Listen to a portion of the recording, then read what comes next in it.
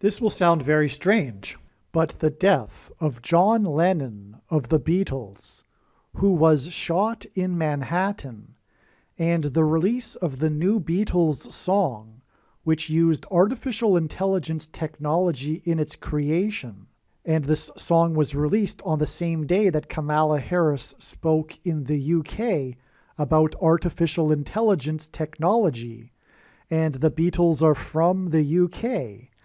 And in the song, Paul McCartney plays tribute to George Harrison by playing a slide guitar, is all part of a prophecy from the righteous Christian God of the Bible that is predicting that Kamala Harris will die in a plane crash on January 1st or 2nd, 2025. And that there will be a dirty bomb or suitcase nuke explosion in Manhattan, possibly on January 2nd, 2025. After Kamala Harris is predicted to die in a plane crash, it is predicted that Joe Biden will appoint Michelle Obama as his vice president. And then Biden is predicted to step down, and Michelle Obama is predicted to become the 47th president. And as I will explain in this profound video, God is using this Beatles new song, Now and Then, in order to point back to the Beatles' #1 hit in 1966 with their song titled Michelle. Through this Beatles prophecy and Beatles song Michelle, God is revealing that Michelle Obama will become the president so that Barack Obama can become the president again. The date that this video is posted proves that these predictions are being made ahead of time, as do these time-stamped emails and forensic notes PDF documents. If you are skeptical for some reason, please email me and I will forward these to you. All right, this Beatles video, this Beatles prophecy video is so profound, and it is for sure one of my favorite videos on this channel. Make sure you watch all of this video. It also gets more and more profound as it goes, so you need to watch all of the video. That's the point. It gets more profound as it continues. From the Grammy win for Song of the Year for the song Michelle, the Beatles won the Song of the Year for their song Michelle at the Grammy Awards on March 2nd, 1967, exactly 519 months before the date that Paul McCartney sang Michelle at the White House at a formal occasion on June 2nd, 2010. The Grammy Awards, of course, is a formal ceremony, and so was this White House event, and they both occurred on the same date of the month, the 2nd of the month. It was March 2nd in 67 and June 2nd in 2010. And this is exactly 519 months apart. And when Paul McCartney sang Michelle at the White House to Michelle, that's the point here, by the way, of course. This is a prophetic sign. Paul McCartney is singing, and it was Paul McCartney's song as well. This was especially Paul McCartney's song.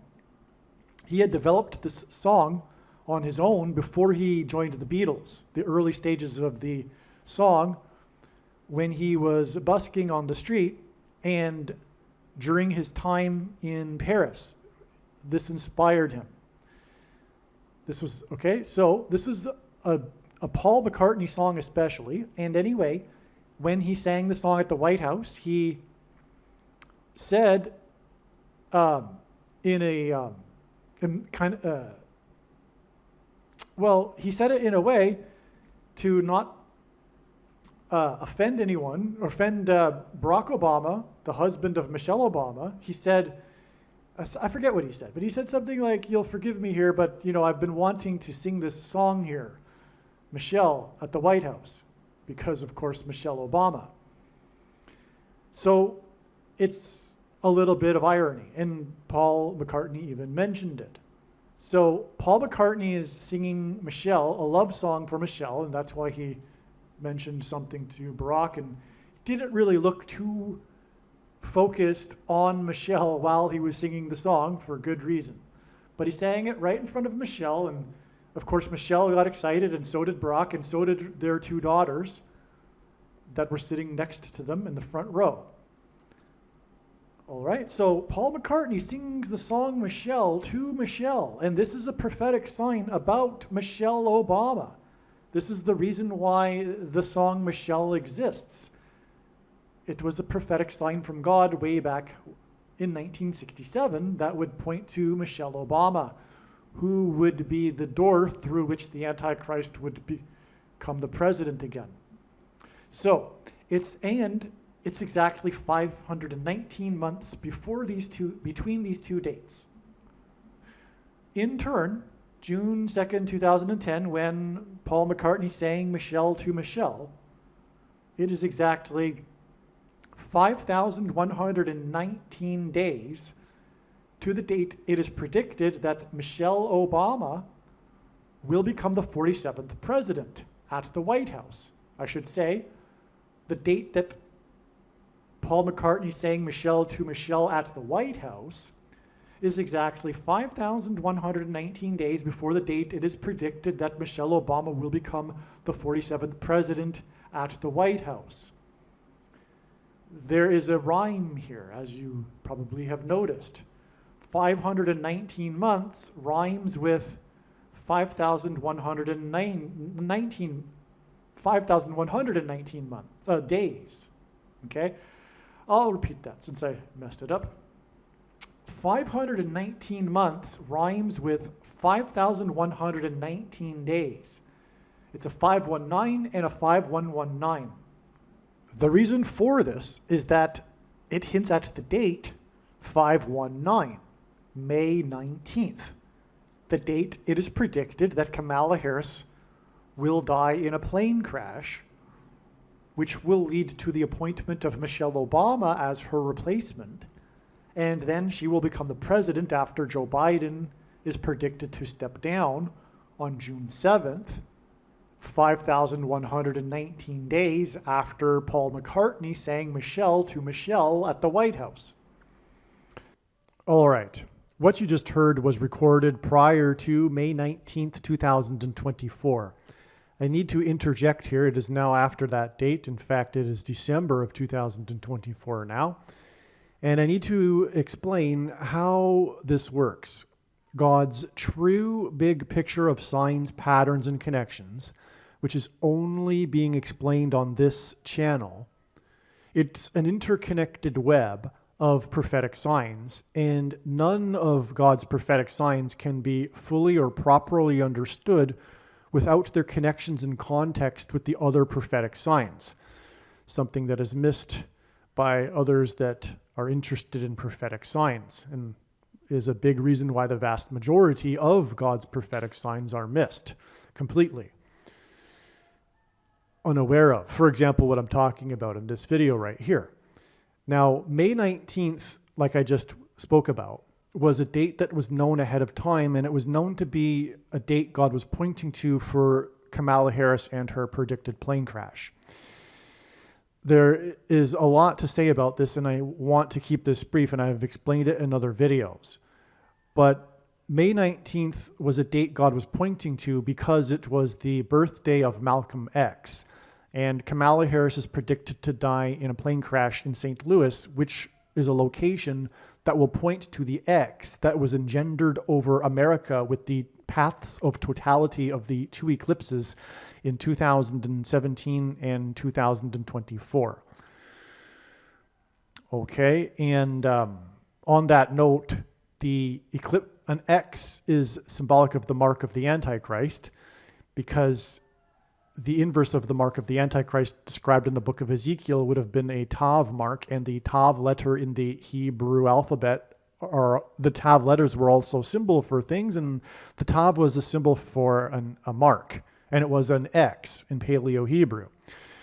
X's are two straight lines that intersect each other, and so X's are about their midpoints.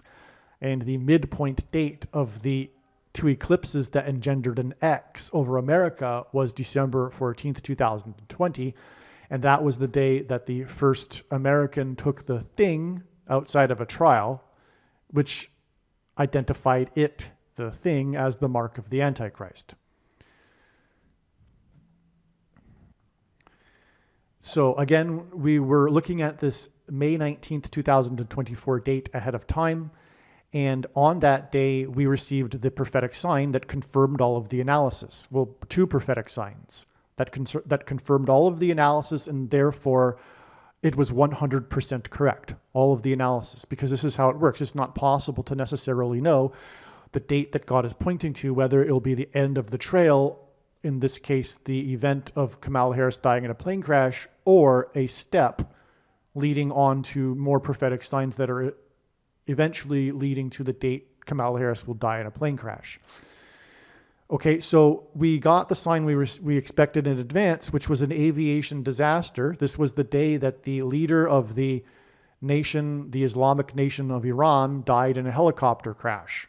It was an aviation disaster. And again, the date was known ahead of time because of it being the birth date of Malcolm X. And Malcolm X was a leader of the Nation of Islam. And on this day, the leader of the Islamic nation of Iran died in a helicopter crash. Furthermore, prior to May 19th, it was known that God is using helicopters for symbolism with their rotor blades because they are in the shape of an X. And it is again the birthday of Malcolm X. And again, we are expecting Kamala Harris to die in a location that will point to the X over America.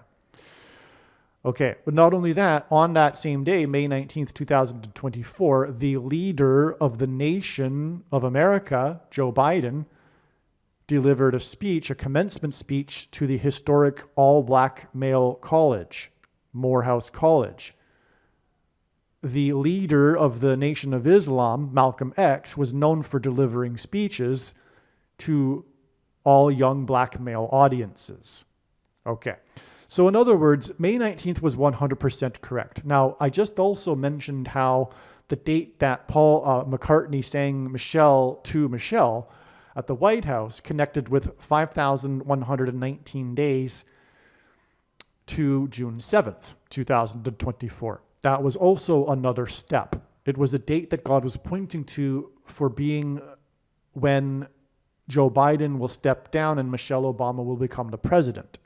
God was overwhelmingly pointing to this date also for this particular theme of Joe Biden stepping down. And that was the day that the host of Wheel of Fortune stepped down. It was the last episode. There's more regarding what happened on June 7th and the connections and everything that, pointed to that date ahead of time and everything, which I won't explain here because it's also explained in other videos.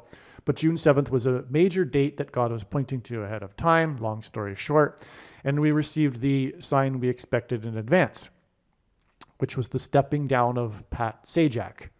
I could give you more confirmation to why that's relevant, etc., but I think that's enough for this video. Now, therefore, the 5,119 days connection is valid because of what I've just explained, right? And so is the 5,119 months. Again, it was exactly 519 months from the day that the Beatles won the Grammy Award for Song of the Year for Michelle before Paul McCartney sang Michelle at the White House. Okay, so that's amazing. And again, a big part of all of this, the reasoning for the 519 is because of the date 519. It was very important, this date 519, okay? And again, the date 519 connects on in the big picture of signs to the date it is predicted that Kamala Harris will die in a plane crash, which is December 24th, 2024. Now, there's something that needs to be explained a little bit more here. I forget if I explain it later in the video. I don't think so. But I touched upon it a minute ago which is that Paul McCartney was inspired to the song Michelle. Paul McCartney was inspired, got his inspiration. Sorry, I just woke up. Paul McCartney got his inspiration for the song Michelle while he was in Paris, specifically busking next to the river Seine, the Seine River in Paris, the famous river. This river is where the Notre Dame Cathedral is. The Notre Dame Cathedral is on an island in the Seine River. By the way, the Seine River hints at sin as in Sin River. And there's another prophetic sign on the Seine River that happened recently, which was July 26th, 2024, the day of the first ever opening ceremony Olympics parade being outside of a stadium, which, again, if you don't recall, took place in a boat parade on the Seine River. Well, anyway, the reason for all of this and this connection to Michelle is profound and astounding beyond words, because when the Notre Dame Cathedral was on fire for 9 hours, because the number 9 is the most important number in God's signs, and from the Bible it symbolizes God's judgment, and this was a massive judgment, a warning of judgment for the church. Roof fire, because the church in the roof symbolizes the church, because the church age began when the tongues of fire came down on the disciples in the upper room. But this massive church fire on the Seine River occurred exactly when Michelle Obama was on the Seine River on a boat cruise. And there is an iconic image of this that went viral. She's sipping a glass of wine on the roof of the boat, and in the reflection in the glass, you can see the burning cathedral. And so she's, in a way, drinking the burning cathedral. And the name of the cathedral refers to a dame, madame, a woman of high regard, a woman of authority, if you will. Not that has anything to do with truth regarding who Mary is, because, of course, Catholicism isn't Christianity. Not to say, you know what I mean. Like, it's man-made religion. It's pagan. The worship of Mary is pagan religion on top of the Bible. It has nothing to do with the Bible. But the point is, though, is that this is symbolism that's pointing to Michelle. Now, Michelle was on the boat on the river to promote her autobiography, Becoming, as in God communicating that she will become the Notre Dame, if you will, the Our Lady, the Queen of America. That's relevant because the day she was on the river was exactly 3,666 days after she committed a faux pas when she hugged the Queen. Okay? And a faux pas is a word that's derived or borrowed from the French language. So she was in France, where they speak French, 3,666 days, which hints at the Antichrist, 666, but also a third term for the Antichrist, Barack Obama. And so she committed the faux pas, and then exactly 6 weeks after she was at the Notre Dame Cathedral while it was on fire, was the plane crash of a plane owned by a company named Encore after it flew over the capital, the Washington, D.C., and caused the F-16s, which ends at 4x4 and the 44th president, to be launched and create a sonic boom over the Capitol because it flew over restricted airspace because the pilot had become incapacitated, and the plane departed from the 4x4th state, 16th state, F-16s, right? And he in this prophetic sign, he had a heart attack because of having taken the thing, like many pilots have had, and that's why he crashed. And anyway, the plane was owned by a company named Encore, which is another word that's borrowed from the French language. Well, this hints at the encore of Barack Obama as the president again, after Michelle Obama will become the president. Okay, and it was 6 times 6 times 6 weeks exactly after Michelle Obama was in France, the Encore plane crash. Not only that, though, but on the day of the Encore plane crash, Michael J. Fox crashed onto a couch at a Back to the Future panel at a convention, and Michael J. Fox identifies Barack Obama as the Antichrist too, because God is using these MJs, Michael J. Fox, Michael Jordan, Mike Johnson, the Speaker of the House, Michael Jackson. All of the, MJ is equal to 23 in simple English gematria, and Barack Obama was the basketball president who wore jersey 23 in high school. That's just scratching the surface of it. But also Fox, F-O-X, Fox, F is the 6th letter of the alphabet, O is the 15th, and 1 plus 5 is 6, and X is the 24th letter of the alphabet, and 2 plus 4 equals 6. And also, Back to the Future, the movie, predicted 9/11. It was a prophecy from God. The plot of the movie is about a prophecy where Marty is trying to warn Doc about the future and terrorists at the Twin Pine Malls, etc., which into the Twin Towers and the terrorism and all that, right? So God used this movie as a prophecy for a warning for about 9/11. That's a long story, which is explained in another video. Okay, so the point is that Paul McCartney got his inspiration for the song Michelle while he was in Paris at the Seine River. And this is pointing to Michelle at the Seine River, which, again, as I've just touched upon, is a prophetic sign that identifies her becoming the Queen of America. All right, so G 5119, which means the 5119th word in Strong's Greek New Testament Concordance, is the word that means then, at that time. Then this and this, that, then such and such happened, in other words. That's the word we are talking about, the word then, which, in other words, means at that time. The Beatles' new song, they released a new song in November of 2023 that reached number 1. It was their first number 1 hit in 60 years. I'll explain later. I forget the details. There's so much to this Beatles story. That's why this video is so long, and it is all amazing. And I can't remember it all. Furthermore, I haven't revisited this video in a few months.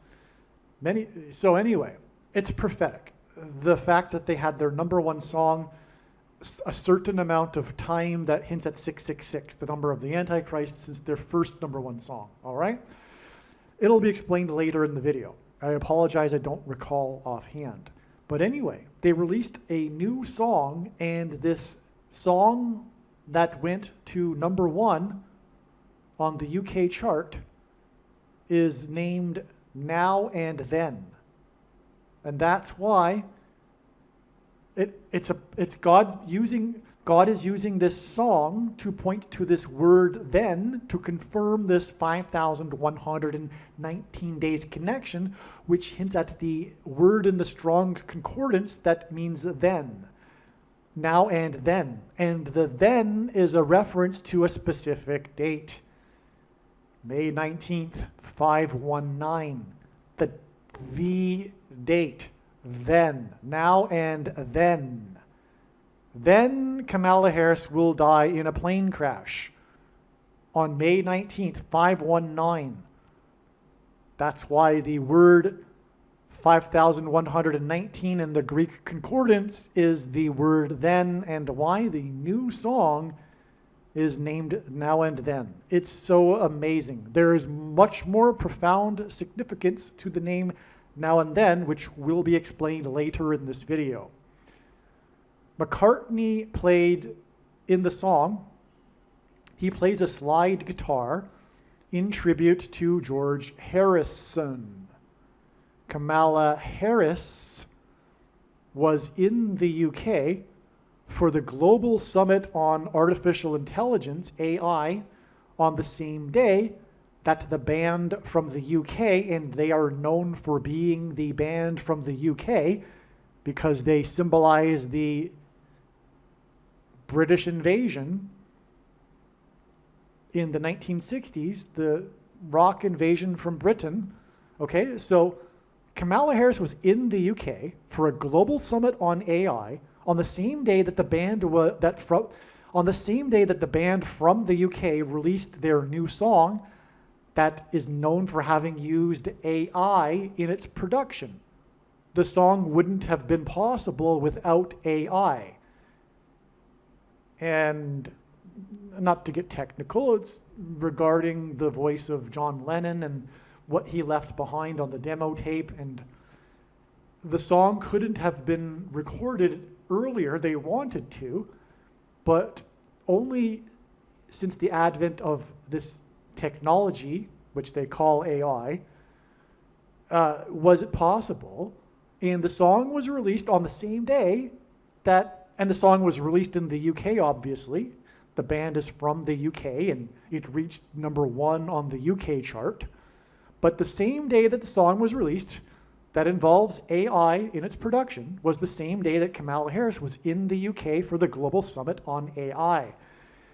It is profound confirmation that this is a prophecy that is pointing to the date that it is predicted that Kamala Harris will die in a plane crash so that Michelle Obama can replace her.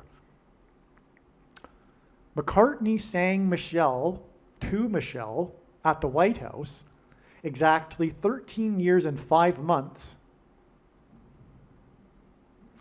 before the release of Now and Then, which was again, or didn't mention the date, I don't think. It was released on November 2nd, 2023, again, the 2nd of the month. So McCartney sang on the 2nd of June in 2010, exactly 13 years and 5 months before the 2nd of November in 2023. So all three of these dates, as we have now seen, include the number 2, or rather the 2nd of the month, because God is making these prophetic connections, which are obviously much more easily done with a precise number of months. And so there must be, therefore, some significance to 13 years and 5 months, which is the equivalent of 161 months, but I could not find any meaning to 161. But I did find meaning for 13 years and 5 months, because G135, which is what God would be hinting at with 13 years and 5 months, is the word for riddle. And this is precisely what is going on here. This 519 months and then 5,119 days, that hints at the date 519, that is the definition of a riddle. Okay? But what is also profound, now again, it has to be something to do with the exact months, but if it weren't the case that the two dates were on the exact same day of the month, this would be enough right here, because this is equivalent to exactly 490 weeks, which is a reference to the most central prophecy in the Bible in Daniel chapter 9, which regards the 70 weeks prophecy, which is a 7 times 70 prophecy. In the prophecy, it is 490 years, but the word used that's translated into English is translated into as weeks, from the Hebrew Shabua, which simply means a unit of 7. In the prophecy, it's a 70 times 7 period of time, and it's in fact 70 times 7 years, but it's translated into most English translations as weeks, and it's known as the 70 weeks prophecy. Okay, but again, it's a total of 490 weeks, but this 490 weeks is the equivalent of, no, I apologize. It's exactly 700 weeks, all right? But it's 4,900 days. So, okay, just to be clear here, I wasn't very clear when I first recorded this. This is a typo. It's 4,900 days. It's exactly 700 weeks. Okay? And What I mean is that 4,900 days is also a hint at the 490 years in the most central prophecy in the Bible. Furthermore, it's about a period of time, and so is the song. The song is all about the passage of time. Even the lyrics of the song, John Lennon wrote this to Paul McCartney as a love song, friendship, and the song is about the passage of time, etc. But also, of course, the title of the song is a reference to time, and that's what, of course, the prophecy is about. This central prophecy in the Bible is about the passage of time, and the number in that prophecy is 490. And so 4,900 days is a hint at that. Also, I think I forgot to mention that what we are talking about here is Michelle Obama becoming the president through the death of Kamala Harris in a plane crash. Kamala Harris is the 49th vice president. Michelle Obama is predicted to replace the 49th vice president and then become the president. In either case, it is pointing to this prophecy, which regards the period of the end times and the Antichrist. All right? So it's extremely relevant because it's a period of time, 4,900 days, and the prophecy is about a period of time, 490 years, which is what 4,900 days hints at. 70 weeks, well, this is 700 weeks. It's exactly 700 weeks. Let that sink in. That's hinting at the 70 weeks prophecy, okay? I think I've repeated myself here now.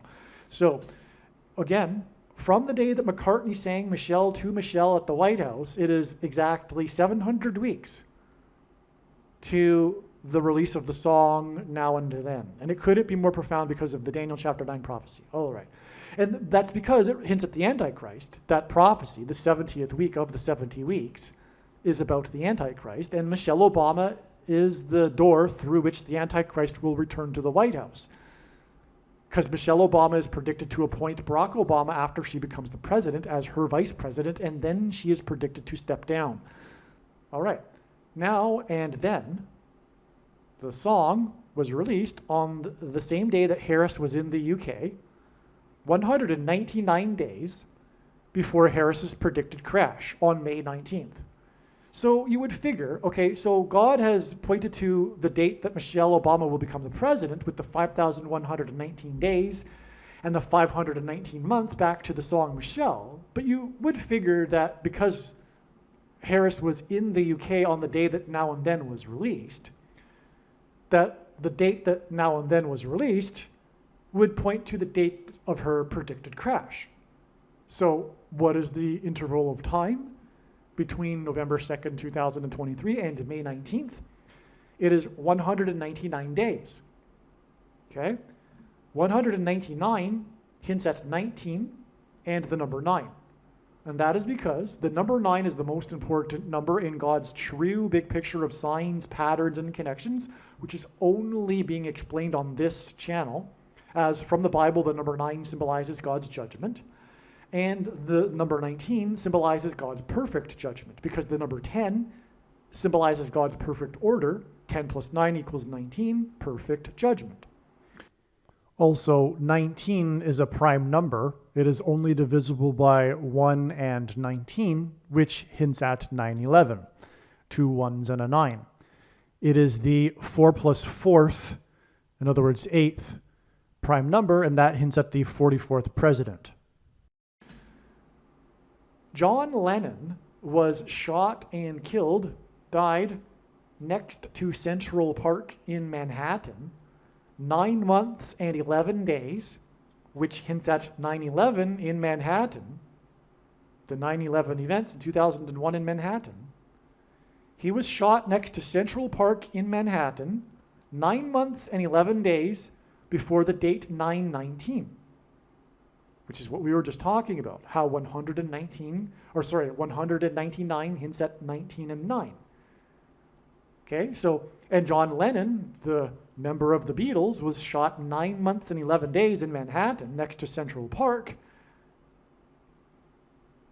before the date 9/19, when Simon and Garfunkel had their prophetic union concert in Central Park in Manhattan.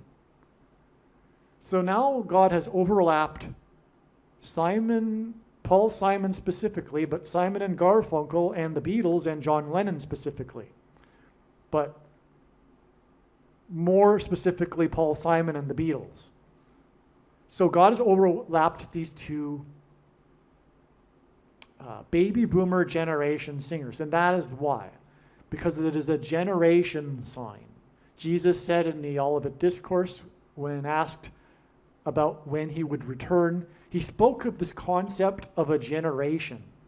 And he said that the generation that would be alive at the time of the rebirth of Israel, which was 1948, would not pass away before the end times and the return. And that is why God is using these leaders of the baby boomer generation, the leading edge of the demographic even, the first baby boomers, John Lennon and Paul Simon, as symbolism for this generation, right? And that's why they overlap. There's more regarding this in the Paul Simon Generations Baby Boomer video, all right? Now, Paul Simon also sang at the White House 4 times 40 days, which hints at 44 and the 44th president, which is the equivalent of 23% of a year, and God pairs 23 and 44 to confirm his signs and connections, as the 44th president was also the basketball president who wore jersey number 23 in high school. All right, Paul Simon sang at the White House on April 10th this year, 4 times 40 days exactly after the song Now and Then was released. Simon sang at the White House, and by the way, again, the date that the song Now and Then was released connects to the day that Paul McCartney sang at the White House. And by the way, both of these singers' first names are Paul. Paul Simon, Paul McCartney. The two singers named Paul sang at the White House, and the dates that they sang at the White House connect prophetically. Okay? Again, Paul McCartney sang 13 years and 5 months, which hints at riddle, and that is exactly 700 weeks, which is astounding, to the date that the song Now and Then was released, and then Now and Then was released 4 times 40 days before Paul Simon sang at the White House. And Simon sang at the White House for Joe Biden and Kamala Harris 13 times 3 days, which hints at 133, which is the 44th prime number, which hints at the 44th president, before Harris's predicted crash. So there you have it. That is how the date of the release of Now and Then connects to the date it is predicted that Kamala Harris will die in a plane crash. What also confirms this too, is as a second witness, is that Paul Simon, the number 13 God is using in the Paul Simon signs, because he has a song named America, and the number 13 symbolizes America. America was founded with 13 colonies, and America is the 13th tribe of Israel. The tribes are symbolized by the colonies, or rather the colonies are symbolism for the tribes. Manasseh was the 13th tribe. Joseph was replaced by Ephraim and Manasseh. And Manasseh was the younger one that was allotted the inheritance. That's because Ephraim symbolizes the UK, which would be Paul McCartney, who sang first, the firstborn. But then Simon sang at the White House, the younger, and that's because God demonstrated in the Old Testament that Manasseh would be the one to receive the inheritance, although he was the younger one. That's because America, the younger sibling of the UK, is the primary nation of God, God's Gentile nation. Secondarily are the Anglosphere nations led by the UK. Anyway, you get the idea what I'm getting at. The number 13 symbolizes America. And so and God repeats a number 3 times for emphasis of its symbolic meaning. And that's why from the date that Paul Simon sang at the White House, it is 13 plus 13 plus 13 days to the date it is predicted that Kamala Harris will die in a plane crash. And again, she is predicted to die in St. Louis, the center of America, in order to point to the eclipses that centered over America. And so that's more reason why this is appropriate, this America symbolism and connection between the White House and the date she was predicted to crash, May 19th. But as I explained a minute ago, May 19th was a step in the trail of signs, but valid. So the analysis is valid. That's how it works, right? I knew May 19th ahead of time because of these things, which therefore confirms the analysis. This is how God's true big picture of signs, patterns, and connections works, which is only being explained on this channel. When the prediction comes to pass, ultimately it will prove all of this. All right? And so, yeah. And it is appropriate that the end times not occur after the baby boomer generation has passed away. I have known for many, many years that there is absolutely no way. I've known intuitively. There is not even based on the prophecy, because the prophecy alone we can know that, like I just explained, the generation would not pass away. But we can know this intuitively as well, in my opinion, that there's absolutely no way that the baby boomer generation would exit the stage before the end times judgment and destruction of the nation, because they are responsible for the destruction of the nation. Not that they are, when I say that, I don't mean like they didn't have predecessors. Of course, this was many generations in the making, but their cultural revolution and the radicals from the 60s that after the 60s infiltrated the institutions, and specifically education, and warped the minds of the millennial generation, especially. I'm thankful that I'm not a millennial. Had I been born a little later, I would have gone through the abomination that the school system has become, the indoctrination of Marxist. Anyway, I'm getting off subject here. This is it's not even possible to explain it in a soundbite here, what the baby boomer generation symbolizes in terms of the destruction of the nation. But there's no way that the baby boomer generation gets away without, it just has to be the way. The baby boomer generation is the generation that it all revolves around, right? And they know it too. They've known it their whole lives. They are the center of it all. So that's why Paul Simon and John Lennon and the Beatles, they symbolize the baby boomer generation.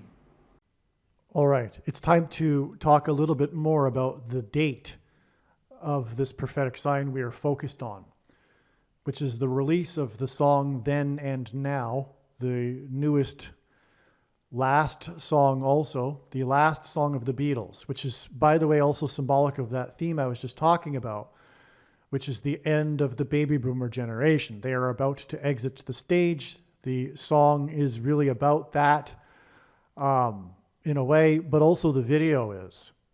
For example, in the video, which is a must watch, the Beatles exit the stage. They vanish. It's a goodbye. It's a farewell. But it's a symbolic farewell not only of the Beatles, but of the baby boomer generation. Okay, so this date is important that this song was released on. God used this for a very good reason. This date of November 2nd. Let's just explain something first before I get into, there's a few things here. One thing at a time. The date 11-2 hints at 11 times 2 equals 22, which is the number in God's signs that symbolizes the mark of the Antichrist.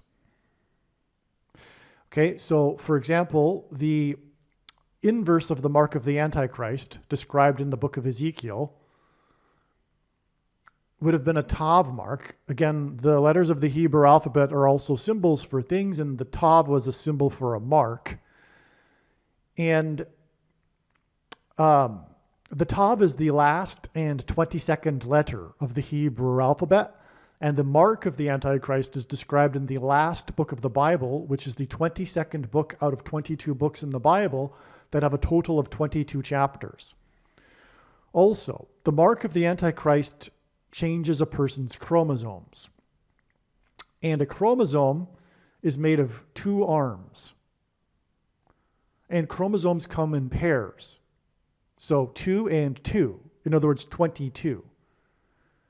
Which is another way God has identified the mark of the Antichrist, or uses this number 22 to symbolize it. Since we were talking about 9/11, and we are going to talk about 9/11 in a second, the Twin Towers symbolized the 2 arms of a chromosome. How did God prove this? A couple of ways. One, exactly 70 weeks, and we just talked a minute ago about the most central prophecy in the Bible, the 70 weeks prophecy. Exactly 70 weeks after they officially opened, on the date 4/4, which hints at the 44th president in 1973, exactly 70 weeks later, Philip Petit evaded security and walked a tightrope across the Twin Towers. Speaking of Philip Petit and his connection to Michelle, which is connected to the Notre Dame Cathedral fire, prior to Philip Petit walking across the Twin Towers, he walked across the 2 towers of the Notre Dame Cathedral, which is what inspired him to walk across the Twin Towers. So it all connects to Michelle, actually. Well, Philip Petit walked across the Twin Towers with a tightrope, with a balancing pole, with a man at the center, which engendered symbolically a cross with the man at the center. When the towers collapsed, there was the perfectly proportioned 20-foot steel beam cross that was standing upright in the debris field that was discovered. Today, this cross is in the 9/11 museum, and this cross is actually a part of how I came to faith personally, which was the purpose of the cross. But anyway, at the beginning of the Twin Towers and at the end of the Twin Towers, we have a cross. Now, the reason for the name Philip Petit is because the 2 arms of a chromosome, the smaller of the 2 is in scientific terminology named petite, which is French. Speaking of Michelle, because the song Michelle is a French song, right? Oh, that's the thing I forgot to mention earlier. Yes, the song, if you're familiar with the song, has French lyrics in it. I did mention how it was inspired when Paul McCartney was at the Seine River, but the song, Michelle, my belle, and what's the other verse? Mot très bien ensemble, très bien ensemble. These are words that go together well. Okay, so he sings the verse in French. So anyway, that's, all about Michelle, and she was on the French River. That's such an important part I forgot to mention. Okay, so anyway, we have the guy from France, Philip Petit, and he was from France, by the way. He emigrated to the U.S. after he was caught, after he walked across the Twin Towers and became famous. But, okay, so the small arm of a chromosome is named petite. The twin towers were symbolism for the two arms of a chromosome, and the twin towers were replaced with the one world tower. And if you look at the one world tower, it is most certainly resembling a thing that is used to put the thing inside people. Look at it again if you don't know. It is a thing, this one world tower. Now, the one world tower and the twin towers that looked like a giant 11 hint at Genesis chapter 11, which is about the Tower of Babel, that the world, as in the World Trade Center, came together to build in an attempt to become like God and reach heaven without God. It was symbolism for what is happening today. The attempt of the progressive left to build a nice society without God, and this false religion of the progressive left, leftism, leads ultimately to this mark of the Antichrist, which is symbolism of this technology, like the technology of the Tower of Babel is symbolism for. Okay, this TRANS humanism technology, which is the mark of the Antichrist, which is all symbolized by the Tower of Babel, including also the World Trade Center and the One World Tower. All right, so that's why Kamala Harris was in the UK for a summit on AI on the same day that the song that was possible because of AI technology was released. The Beatles song, and the Beatles are from the UK. Now, something else here. The Beatles are also the leading edge of what was called the British invasion. The British invasion. This is symbolism for the coming invasion of demons. The demonic realm is about to collide with the earthly realm, which is what the British invasion is symbolized by, which is why Kamala Harris's death and her time in the UK, the AI summit, is relevant here, and why the song was released on the date 11/2, which hints at 11 times 2 equals 22 and hints at the mark of the Antichrist, which is ultimately going to involve AI technology, or is involving AI technology. Because the mark of the Antichrist, the thing that was put inside of people, has inside it components that are self-assembling, hence the AI, that will form transistors that will be receivers for the 5G frequencies that will engender delta brainwaves, which will facilitate demonic possession. There is coming a mass demonic possession of those who have taken the mark of the Antichrist. And that's all facilitated through, if you will, AI technology. And that's what the demons colliding with the earthly realm will be, and that's why the British invasion symbolism here, which is why Harris was in the UK on the day of the British invasion band's release of their new song Now and Then, which hints at the end times period involving the mark of the Antichrist and this judgment coming on the baby boomer generation, etc. Okay. So that's one aspect of this prophetic date of 11/2. Another aspect is that it hints at 9/11. And the themes overlap here, as I've been explaining here, because 9/11 also pointed to the mark of the Antichrist, as I just explained. So how does 11/2 hint at 9/11? Well, it hints at the two planes that struck the two towers that looked like a giant 11.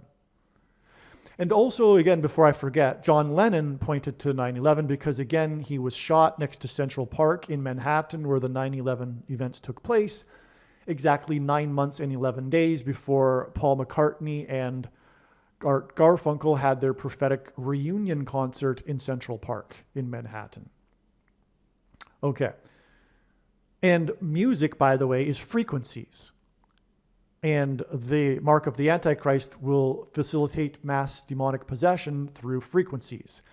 That's why in Ephesians 2:2, in the Bible, which hints at 22 also, there's a phrase that the Apostle Paul used that is a metaphor for Satan, which is the prince of the power of the air, which will also be the symbolism, incidentally, of Kamala Harris's plane crash when she falls from the air. On her way to Los Angeles, which is Spanish for angels, it will hint at fallen angels. Again, her location of the crash will point to the X that was engendered over the U.S., which is symbolic of the mark of the Antichrist because of the middle date, but also the X is symbolism for chromosomes, because a chromosome is an X, that are altered by the mark of the Antichrist. Okay, now the date 11/2 as, for example, a precedent to confirm this. By the way, this is how God's true big picture of signs, patterns, and connections works, which is only being explained on this channel. It works on the principle of second and third and multiple witnesses confirming a matter, as the Bible says is required. And this is what makes what is being explained on this channel true and not a product of one's imagination, and different and unique than everything else on the internet that claims to be an analysis of God's prophetic sign. Well, on the date 11/2 in 2020, we had the death of the actress who was the clock lady in the movie Back to the Future. Back to the Future, I already explained how it connects to Michelle Obama and how it was a prophecy from God regarding 9/11. Well, the clock lady is symbolism for this too, because she in the movie is promoting a restoration of the clock tower. And the clock tower is the central part of the plot of the movie, where Doc and Marty harness the power of the lightning strike that they know is going to happen in order to power the DeLorean to time travel back to 1985. Well, lightning, because, well, this is symbolism for the Antichrist, because the name Barak in Hebrew means lightning, but it struck the tower, just as the planes struck the tower. Well, that's why the clock lady died on the date 11/2, because of the symbolism I just mentioned about two planes striking the tower that looked like a giant 11. But that date, 11/2 in 2020, was exactly 999 weeks after 9/11. And God repeats a number 3 times for emphasis of its symbolic meaning. And the number 9 is the most important number in God's signs, as from the Bible it symbolizes God's judgment. Furthermore, God, for his second witnesses, pairs certain numbers together. And if we think about it, a simple way in which God would provide a second witness for us is through pairing certain numbers together. And he pairs a 9 and 23 together. Well, anyway, 11/2 was at the time that it was announced by the authorities. Take it for what you will, because of course it's not a true number, but nonetheless it's used in prophecy. 230,000 deaths, which is at 23. That pairs with the 999 weeks exactly. Also, the clock lady, her last acting role in a TV series was Mrs. Harrison, which hints at Kamala Harris dying in a plane crash. On 9/11, 110 stories collapsed when the Twin Towers collapsed, and 110 days after the death of the clock lady was another step in the trail of signs, which was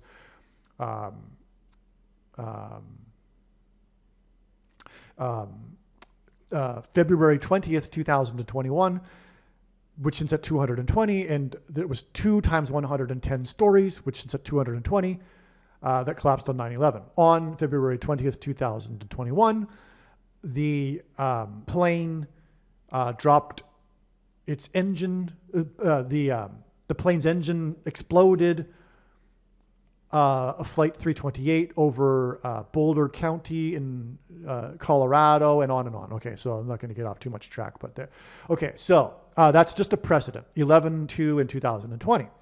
Okay, so 11/2 in 2023 was the day of this prophetic Harris sign, which again was the day of the release of the Beatles song in the UK that used AI technology, and Harris was in the UK for the AI summit because of the British invasion symbolism, symbolizing the coming to mass demonic possession of people facilitated through the AI technology that was inserted into them with the mark of the Antichrist. Okay, this is why. Oh, and also there's more, actually. The date 11-2 hints at the two planes that struck the two towers on 9/11, which were 110 stories, which also hints at 11. And on 9/11, it was Flight 11 with a crew of 11 people that flew into the Twin Towers that looked like a giant 11 in New York State, the 11th state to join the Union, in New York City, made up of 11 letters. And that's because Jesus coined the phrase the 11th hour, which in ancient Israel referred to the last hour of daylight before darkness. And in English is an idiom that means last chance. Time is running out, as in last chance for America to repent and turn back to God, which is what the warning on 9/11 was. Okay? And the reason for all of this is because Flight 11 departed from Governor's Island, Logan Airport in Boston. Governor's Island is the island on which the first governor of Massachusetts lived, John Winthrop, who led the 11 ship flotilla of pilgrims across the Atlantic.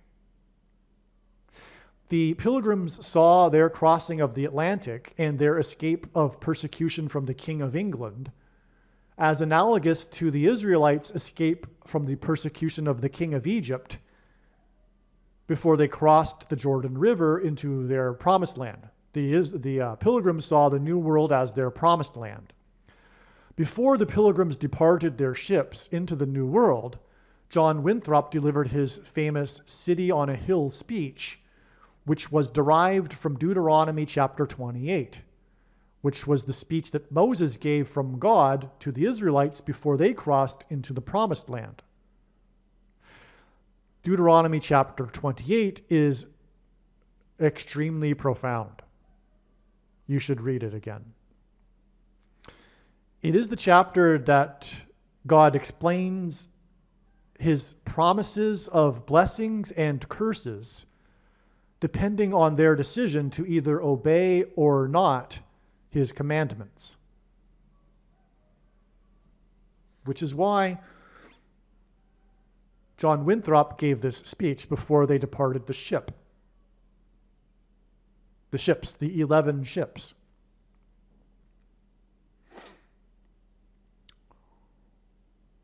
Now, the number 11 symbolizes this. It is symbolic of reflection. This duality, this choice, this reflection between promises of blessings and curses. God promised that Israel and the Jews would be destroyed if they were to, in the future, disobey his commandments. In fact, he speaks as if they will, because he knows they will in the future. And Israel was destroyed. This is the message that God is giving America here.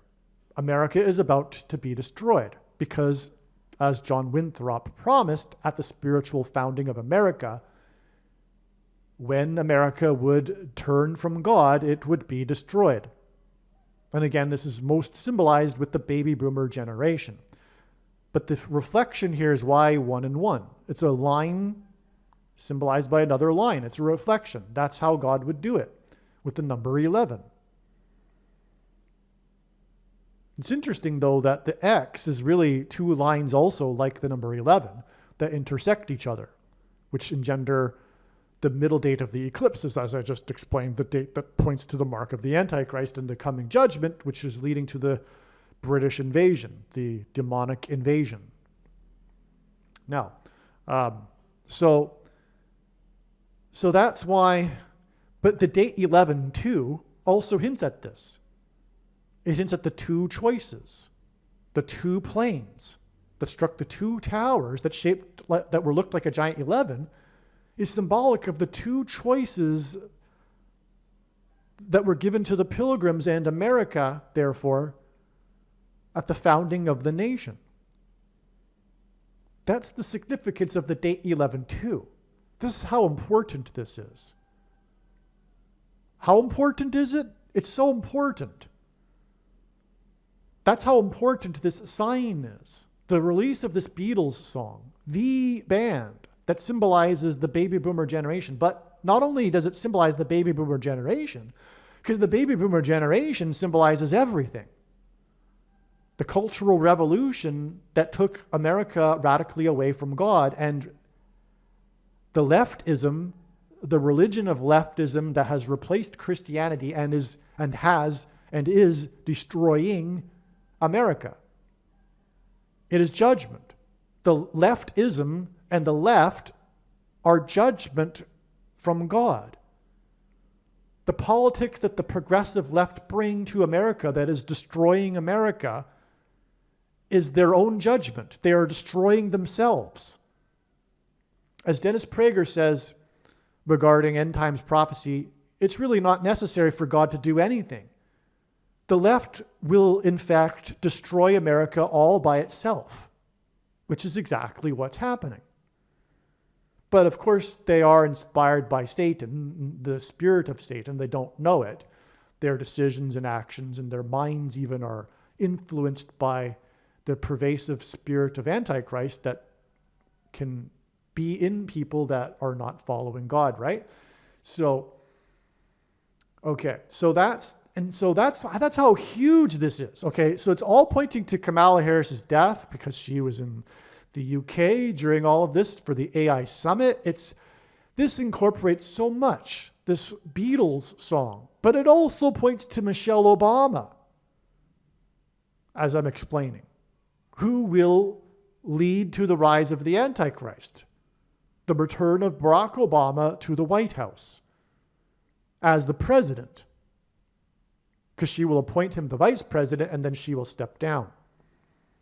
But this will all come about through the death of Kamala Harris and the death of President Trump, which is predicted to be 2 days after the death of Kamala Harris.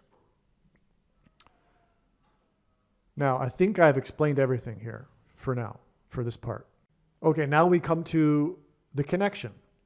So the date 11/2, now that I've established the significance of the numbers, the date 11/2 connects to the date it is predicted that Kamala Harris will die in a plane crash on December 24th, 2024, with 1 year, 10 months, and 22 days,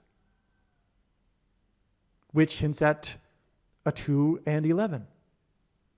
That's the symbolism in this.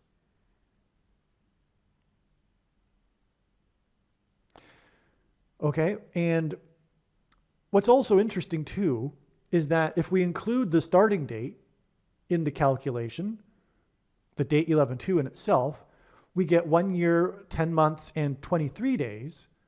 And that's also extremely prophetic, especially in regards to Kamala Harris's plane crash. Okay, because it gives us the number 1123, right? 1 year, 10 months, and 23 days gives us 1123. 1123 is the 188th prime number. God uses this number frequently in his signs to point to H188 in Strong's Hebrew Concordance, which is the word that means woe exclamation mark, used in the Bible in the context of extreme judgment from God. When Kamala Harris dies in a plane crash, it will be a massive woe, especially when it leads to the return of Barack Obama to the White House and the rise of Michelle Obama as her replacement. That's a woe. Not only that, though, it's predicted that Kamala Harris will die next to the Gateway Arch in St. Louis, because in the Bible, judgment symbolically on a people begins at the gate. Kamala Harris was born exactly 1 year, 8 months, and 8 days after construction began on the Gateway Arch. That's a 188. There's something also here. Again, I explained how the date 11/2, the release of the song, points to 9/11, and then connects with this number that hints at 188. Well, 9/11 was the only other time in history that a foreign power, a foreign enemy, attacked the nation's capital after the other time that was exactly 188 years prior. On 9/11 in 1813, 188 years before 9/11 in 2001, the British invaded. The British invasion. The British landed, that's the invasion part, they landed at George Washington's Mount Vernon estate. And through the 9/11 events, God pointed to George Washington. Okay, let me just go off onto a side note here. George Washington was inaugurated in Lower Manhattan and in Federal Hall, and after he marched down Wall Street into Trinity Chapel, where he consecrated the nation to God, saying that if the nation were to ever turn away from God, it would lose its divine protection and blessings. And he knew more than anyone, because he saw the hand of God in the Revolutionary War, and had there not been the hand of God as he knew, they definitely would have not won that war. And anyway, that's exactly what happened on 9/11 temporarily. God's divine protection and blessings were temporarily removed. The Trinity Chapel today is known as the Miracle Chapel because it was the only building at Ground Zero that survived the falling debris, and did so without even a broken window, due to the 70-year-old sycamore tree that was uprooted in the process in sheltering the chapel. Today, there is a 20-foot-high bronze statue of the roots of the tree to commemorate this. This is because in Isaiah chapter 9:11, the warning from God to the ancient Jews regarding the Assyrian raid, the world's first documented terrorists, in which they uprooted the sycamore trees in Isaiah chapter 9:11. Okay, so the British landed at Washington's Mount Vernon estate before they proceeded to burn down the Capitol building and the White House, but not before First Lady Dolly Madison famously rescued the portrait of George Washington. And then 188 years later, after the British invaded and landed at Washington's Mount Vernon estate, was the day that the plane crashed into the Pentagon. By the way, that was Flight 77, which since at Kamala Harris. Because 7 times 7 is 49. She's the 49th vice president. And the flight path from Washington to Los Angeles will be the same flight path on which she will crash. Okay. So you have now, I just established here, this connection between the release of the song Now and Then, in which Paul McCartney tributes to George Harrison, and the day that Kamala Harris was in the UK for an AI summit. Okay, it connects. It connects with the 11 and 2 symbolism, and also the 188 whoa exclamation mark symbolism to the date it is predicted that Kamala Harris will die in a plane crash. Now, it's also predicted that, speaking of Manhattan and 9/11 and John Lennon being shot 9 months and 11 days before the prophetic reunion concert in Central Park in Manhattan, this song Now and Then also is a John Lennon song, right? That's how the song came to be, is because John Lennon made a demo tape of this chorus that Paul McCartney and Ringo Starr used to create the new Beatles song. So it's a John Lennon song. Anyway, so John Lennon is about Manhattan here, symbolically. Oh, by the way, John Lennon's song, Tomorrow Forever, what's the song? You know the song. It was the first ever psychedelic song. That song has the chorus. Let me just get it. The song of John, this is arguably one of the most biggest songs of the Beatles in Beatles history, because it changed everything. This is the song that symbolizes the Cultural Revolution. This was the first psychedelic song, literally. I mean, the Beatles radically changed everything. What you need to do actually is watch the must-watch documentary titled "How the Beatles Changed the World," because literally the Beatles were the leading edge of the baby boomer generation. They literally did change the world in every possible way. So anyway, this song is emblematic of it all. Tomorrow Never Knows. The song begins with, "Turn off your mind, relax, and float downstream. It is not dying. It is not dying. Lay down all thoughts, surrender to the void. It is shining. It is shining." Okay. That is so symbolic here because God is using this symbolism of the shining, including the movie The Shining, written by Stephen King in 1977. Part of this, never mind. Seven Kings prophecy in the Bible. Anyway, that points to, that identifies Barack Obama as the eighth king in that prophecy, as a secondary fulfillment of that prophecy. Anyway, the movie The Shining and the death of Shelley Duvall, who dated Paul Simon, who sang Graceland at the White House, which begins with "The Mississippi Delta was shining like a national guitar," because the movie The Shining is about demonic possession. So this is important that I add this here because we've talked a lot about the significance of Kamala Harris and the AI technology, her attending the AI summit on the day of the release of this Beatles song that was a John Lennon song. And come to think of it, this explanation wouldn't be complete at all without bringing in this song Tomorrow Never Knows, which is what it's all about. Because what's coming is this promise promoted by the demons pretending to be aliens of immortality. The first lie ever told in the book of Genesis, when the serpent lied to Eve and said that she shall surely not die. Eat the tree, eat the fruit from the tree of knowledge. This is the last lie of the age as well, because of the coming promise of technology giving people immortality, which is symbolized by this thing.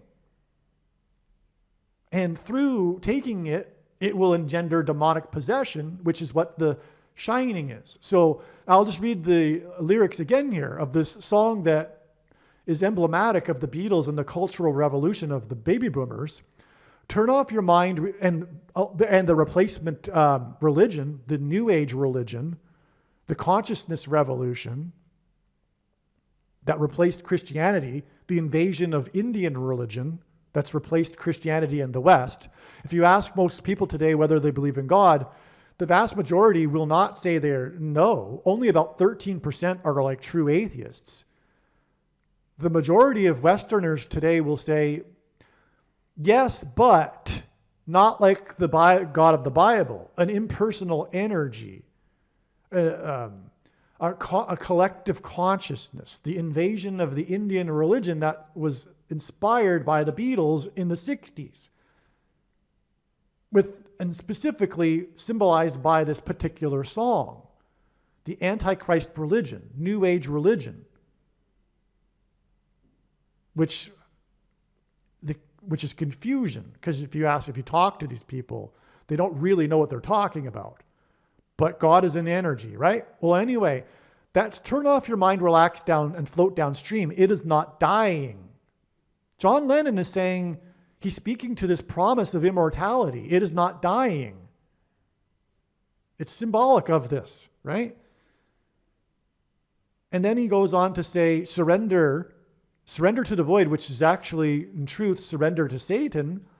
It is shining. It is shining. Okay? So, anyway, back to what I was saying about John Lennon. He was in Central Park, or next to it, when he was shot. Oh, and that's also symbolic of all of this, because he was shot. God is using shootings and SHOTs as symbolism for the things that come out of guns and go into people are symbolic of things that come out of things and go into people. So that's why Lennon was SHOT'd next to Central Park in Manhattan. where the towers fell that symbolize the mark of the Antichrist, which is an S-H-O-T. Okay, so now the thing is also, I'm predicting that there will be a dirty bomb, or a plural, and that date is predicted to be December 28th. And that is 2 times 211 days after the date 11/2, when this John Lennon song was released. So John Lennon has all of this 9/11 symbolism, as I've just explained, including where he was shot, etc., 9 months and 11 days before the other music frequencies side of Paul Simon, okay? And so the day of this release of this song, Now and Then, also connects to the coming dirty bomb explosions, but that'll also engender mass evacuation from Manhattan Island. And that is in turn symbolism for the coming evacuation of God's people in the rapture. Christianity's most preposterous idea, when God's faithful will not go through the severe persecution from the Antichrist and instead disappear instantly and be with the Lord and then return with him in their resurrected bodies for the 1,000 years of peace on earth later in 2026. Okay, so that's also how John Lennon connects into this, because of the coming dirty bombs, and that connecting with 2 times 211, which gives us this 11 and 2 symbolism again, which I explained the prophetic symbolic significance of earlier. One other interesting confirmation, too, is that this song, Tomorrow Never Knows, was known for being, like I said, the first psychedelic song ever, but that was also because of the use of new innovative technology in the studio that the Beatles invented while recording this song.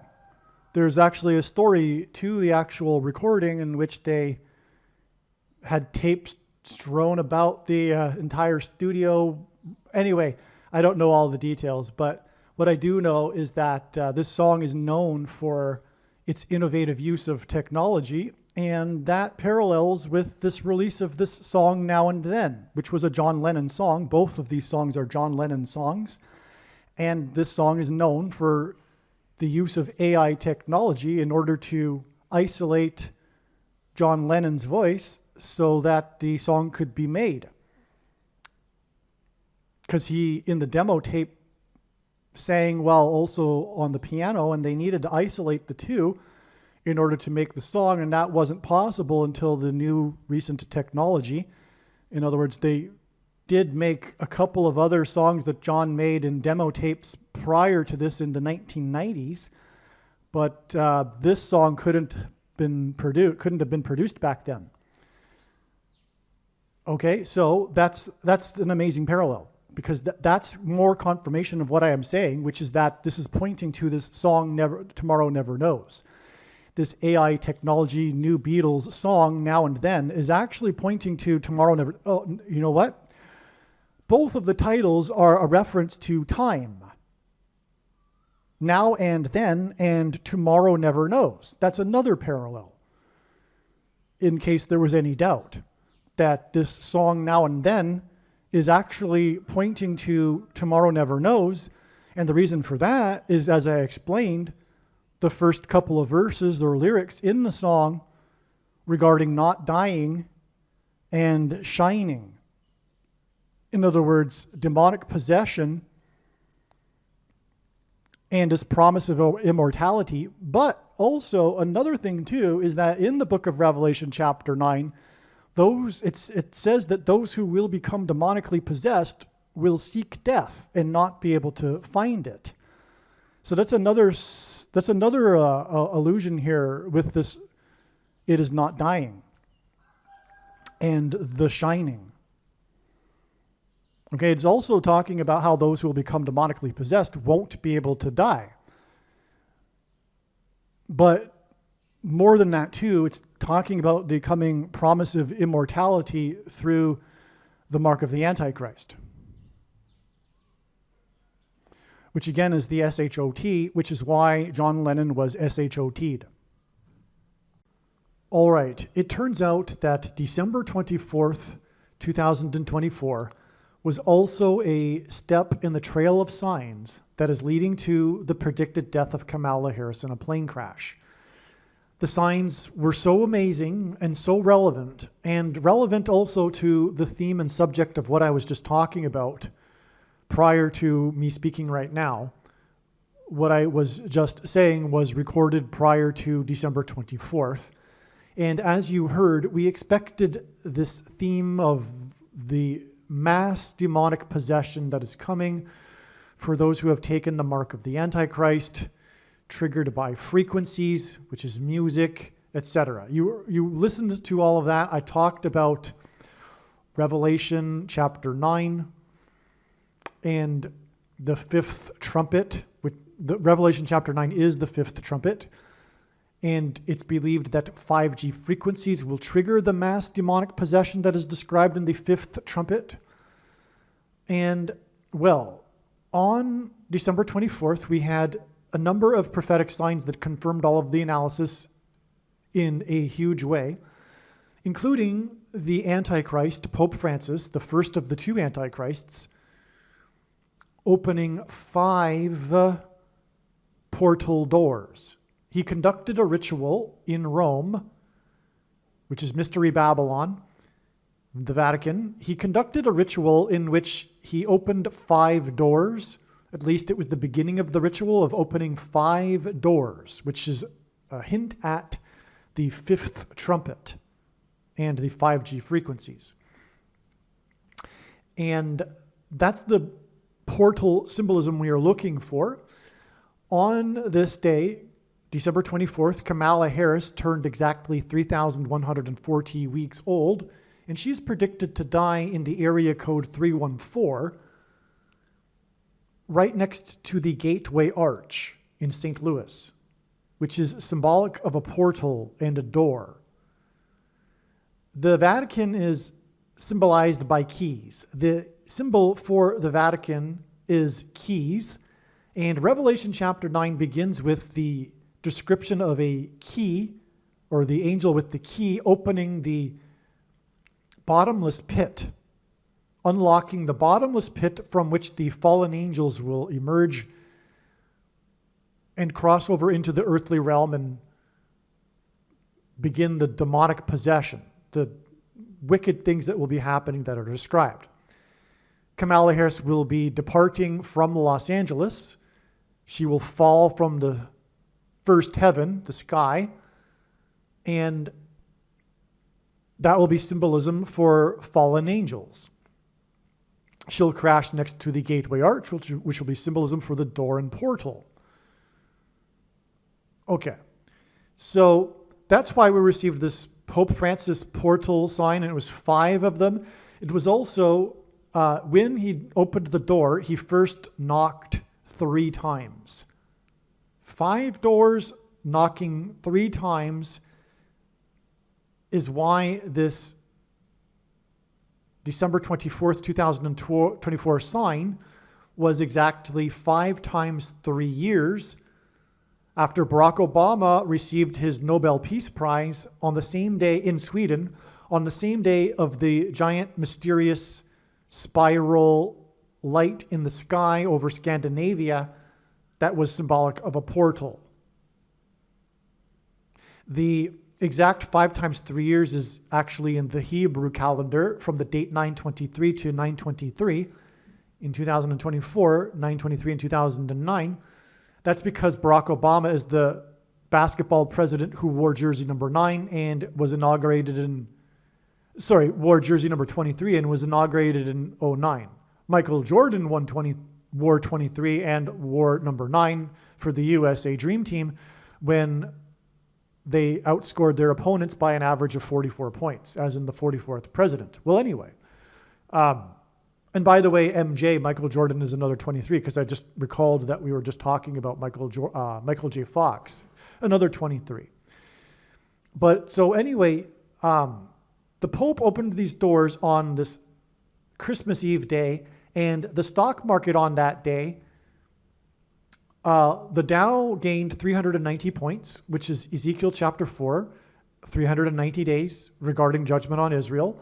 And also G 390 in Strong's Greek Concordance is the word return, and it's the word that James used when he quoted the prophet Amos chapter 9, verse 11, which hints at Revelation 9:11 and this coming to mass demonic possession and the opening of the bottomless pit, etc. The door opened by the key of the Vatican. And also the NASDAQ on that day gained 266 points. Pope Francis is the 266th Pope.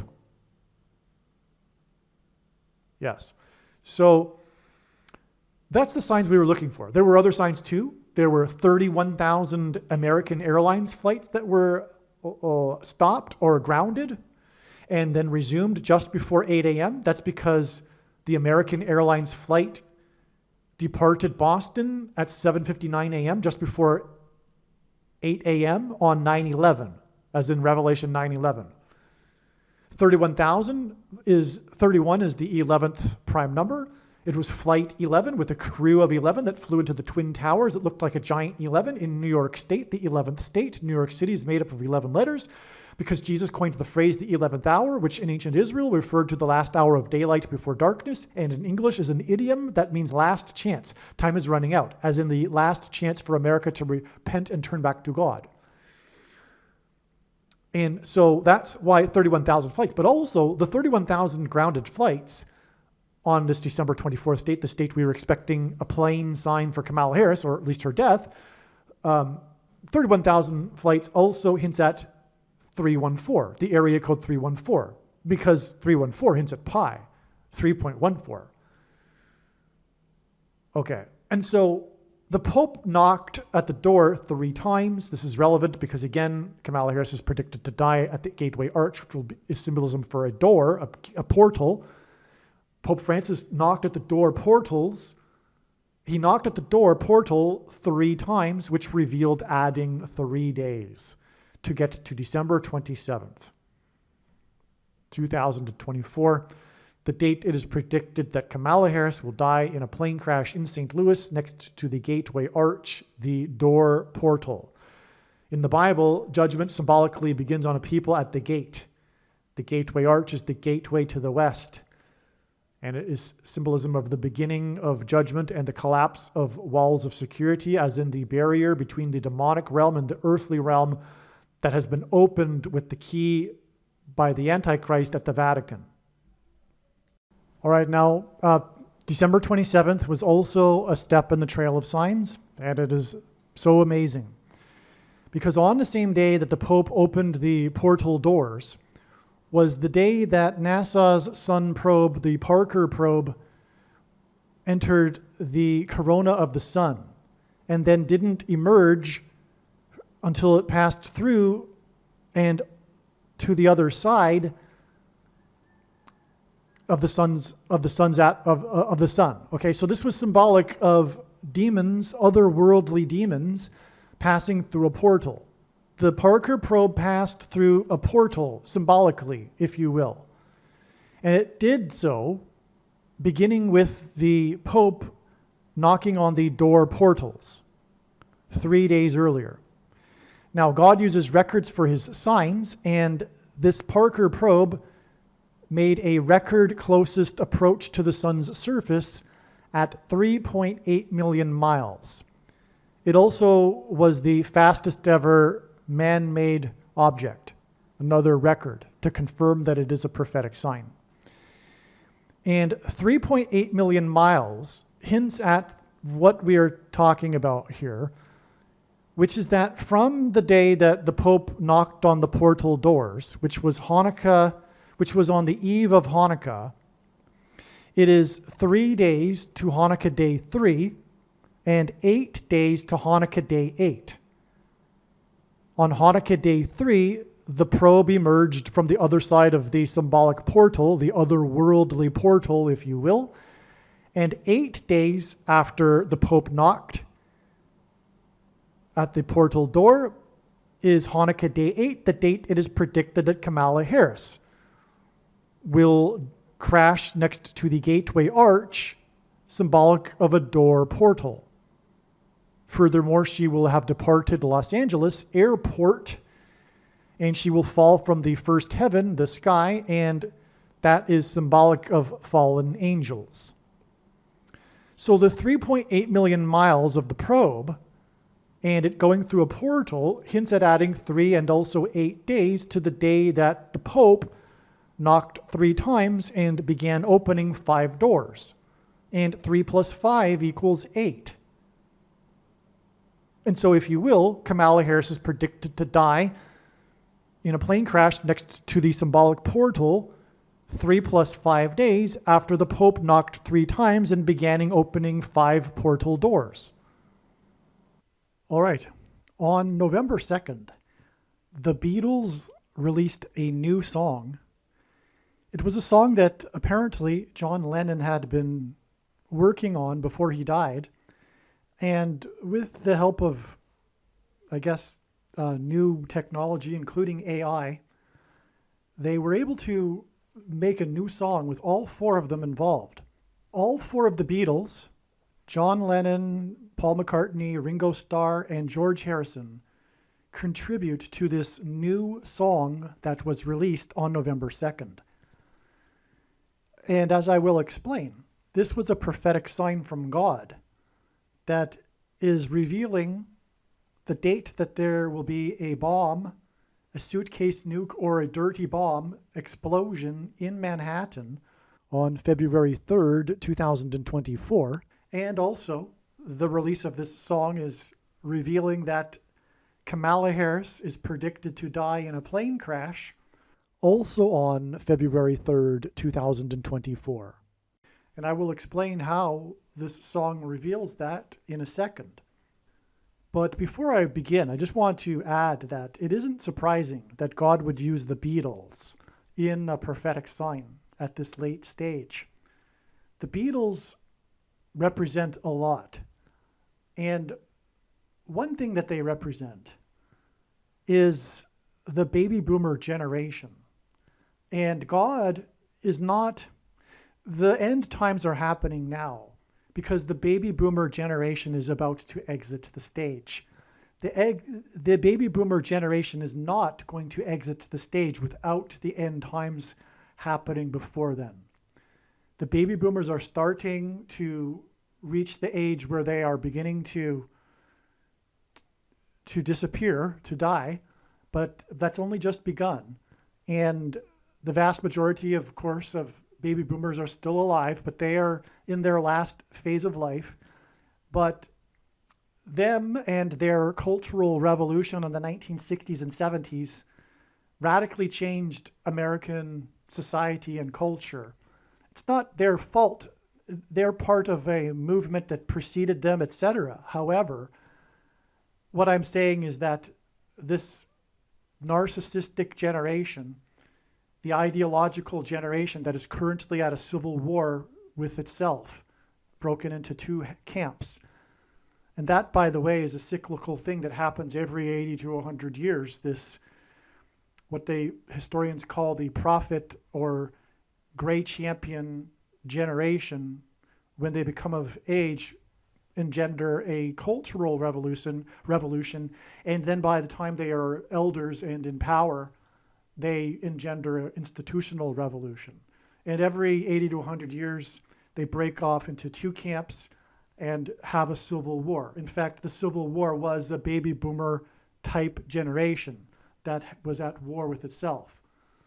And the same with the Revolutionary War 80 years before that, and on and back into history. But what I'm saying, though, is that it makes intuitive sense to me that the end times are not going to happen after the baby boomer generation has left the scene. They are a part of this, and they will be judged. And what I am saying also, and how this ties into the Beatles, is they are this baby boomer generation's cultural revolution in the 1960s that brought us things like abortion and what also historians call the consciousness Revolution. It was the birth of a new religion in America and the West, which is what, like I'm saying, is called the consciousness revolution. It is the spiritual but not religious, quote unquote, movement. Those that call themselves spiritual but not religious, that is a religion in itself. And another name that people have called it in the past, and currently still do to a degree, is the New Age religion, the New Age movement, or the new spirituality is another term or another name for it. But it is the consciousness revolution, because every 80 to 100 years in that cultural revolution that is cyclical, there is a religious awakening of a sorts. This time, though, in the 20th century, it was the consciousness revolution, and it replaced the God of the Bible. And it is rebellion against God. And the Beatles embody that. The Beatles symbolized that, because the Beatles were on the leading edge of the baby boomer generation. They are baby boomers, but they're at the older end of the baby boomer generation, and they were the leaders of their generation. They were at one time, at one point they had the #1 album on the pop chart and the #1 album on the alternative rock chart as well. I mean, they how can I describe how influential the Beatles were? But they also led this trend to go to India. The Beatles went to India, and they, for a period, followed a guru. George Harrison is also quite known for having followed Hare Krishna, for example. But the Beatles were a part, anyway, in the 1960s of this movement that saw baby boomers and Westerners going to India, for example, and experimenting with all kinds of things, LSD and meditation and Eastern religion and philosophy. In other words, the consciousness revolution. So anyway, this consciousness revolution religion is Antichrist. And that's why I'm saying, in a way, it isn't surprising that God would use the Beatles in a prophetic sign here, right at the end. And I mean really right at the end, because we are very, very close to the return of Lord Jesus Christ in 2024. The new Beatles song is #1 on the charts in the UK. Okay, so I wrote this on November 11th, so I don't know if it still is. Today is November 22nd. But anyway, the new Beatles song reached #1 on the UK charts, and it did so, and this was a part of the news story, 60 years and 6 months after their first #1 song, which is a record time span between the two, between a band's first #1 hit and their last #1 hit. God uses records in his signs, and this is a literal record, pun intended, because of course they produced literal vinyl records. So, and they called their albums records back then. So in 66, as in 1966, the Beatles had a #1 hit titled Michelle. 60 years and 6 months hints at 66. In other words, this first #1 song since their, this #1 song that is 60 years and 6 months after their first #1 song hints at 66 and their #1 song in 1966. Okay, to confirm, and I'll demonstrate this, but of course we are talking about this prophetic significance of Michelle, alluding to Michelle Obama, who will become the president and then appoint Barack Obama as her vice president, which will lead to him becoming the president and the Antichrist. And the Antichrist, for that matter, is described in the 66th book of the Bible, the book of Revelation, and his number is 666. Okay, to confirm his signs, God pairs 9 and 23 together, and I've explained that many other times in other videos. But this is how God's true big picture of signs, patterns, and connections works. It works on the principle of second and third and multiple witnesses confirming a matter, as the Bible says is required. And this is what makes what is being explained on this channel true and not a product of one's imagination, and different and unique than everything else on the internet that claims to be an analysis of God's prophetic signs. And one simple way in which he would provide a second witness, if we think about it, is through pairing certain numbers together, such as 9 and 23, because the Antichrist, the basketball president, wore jersey 23 when he played basketball in high school and became the president in 2009, and also will return to the White House in 2023. Okay, so Michelle, the song, won Song of the Year at the 9th Grammys. Okay, now the number 9 symbolizes God's judgment in his true big picture of signs, patterns, and connections, which is only being explained on this channel. As from the Bible, the number 9 symbolizes God's judgment from the Bible. And so at the 9th Grammy Awards on March 2nd, 1967, the song of the Beatles titled Michelle won Song of the Year. All right, now just hold on to that because I made an error in the last paragraph, so I'm just going to skip ahead. But just keep that in mind, the 9th Grammys, Michelle, the song, won Grammy of the Year. All right? Michelle Obama was born 188% of a year before the song Michelle was released. That is astounding beyond words. All right, that completely confirms the connection between Michelle Obama and the name or the song Michelle. Okay, because 188 is extremely profound in God's prophetic signs because it hints at the 188th word in Strong's Hebrew Old Testament Concordance, which is the word woe, ! Used in context of extreme judgment from God. If you've watched any number of videos on this channel, you will have come across this 188 number repeatedly for good reason. And so we have the birth of Michelle Obama, 188% of a year before the song Michelle was released. That is astounding, and it is rock solid confirmation that we are talking about that this song Michelle is pointing to Michelle Obama. Okay? All right, so this song, the new song Now and Then, although all of the Beatles contribute to this really is a John Lennon song. I mean, he wrote the song, first of all, and importantly, as will be explained more later in this video, it really is a love song for Paul McCartney. I'll explain more later in the video. I'm tempted to get into it here, but let's just leave it because I've already explained it quite well later in this video. So this is a John Lennon song, in a way, and John Lennon, in simple English gematria, is 121.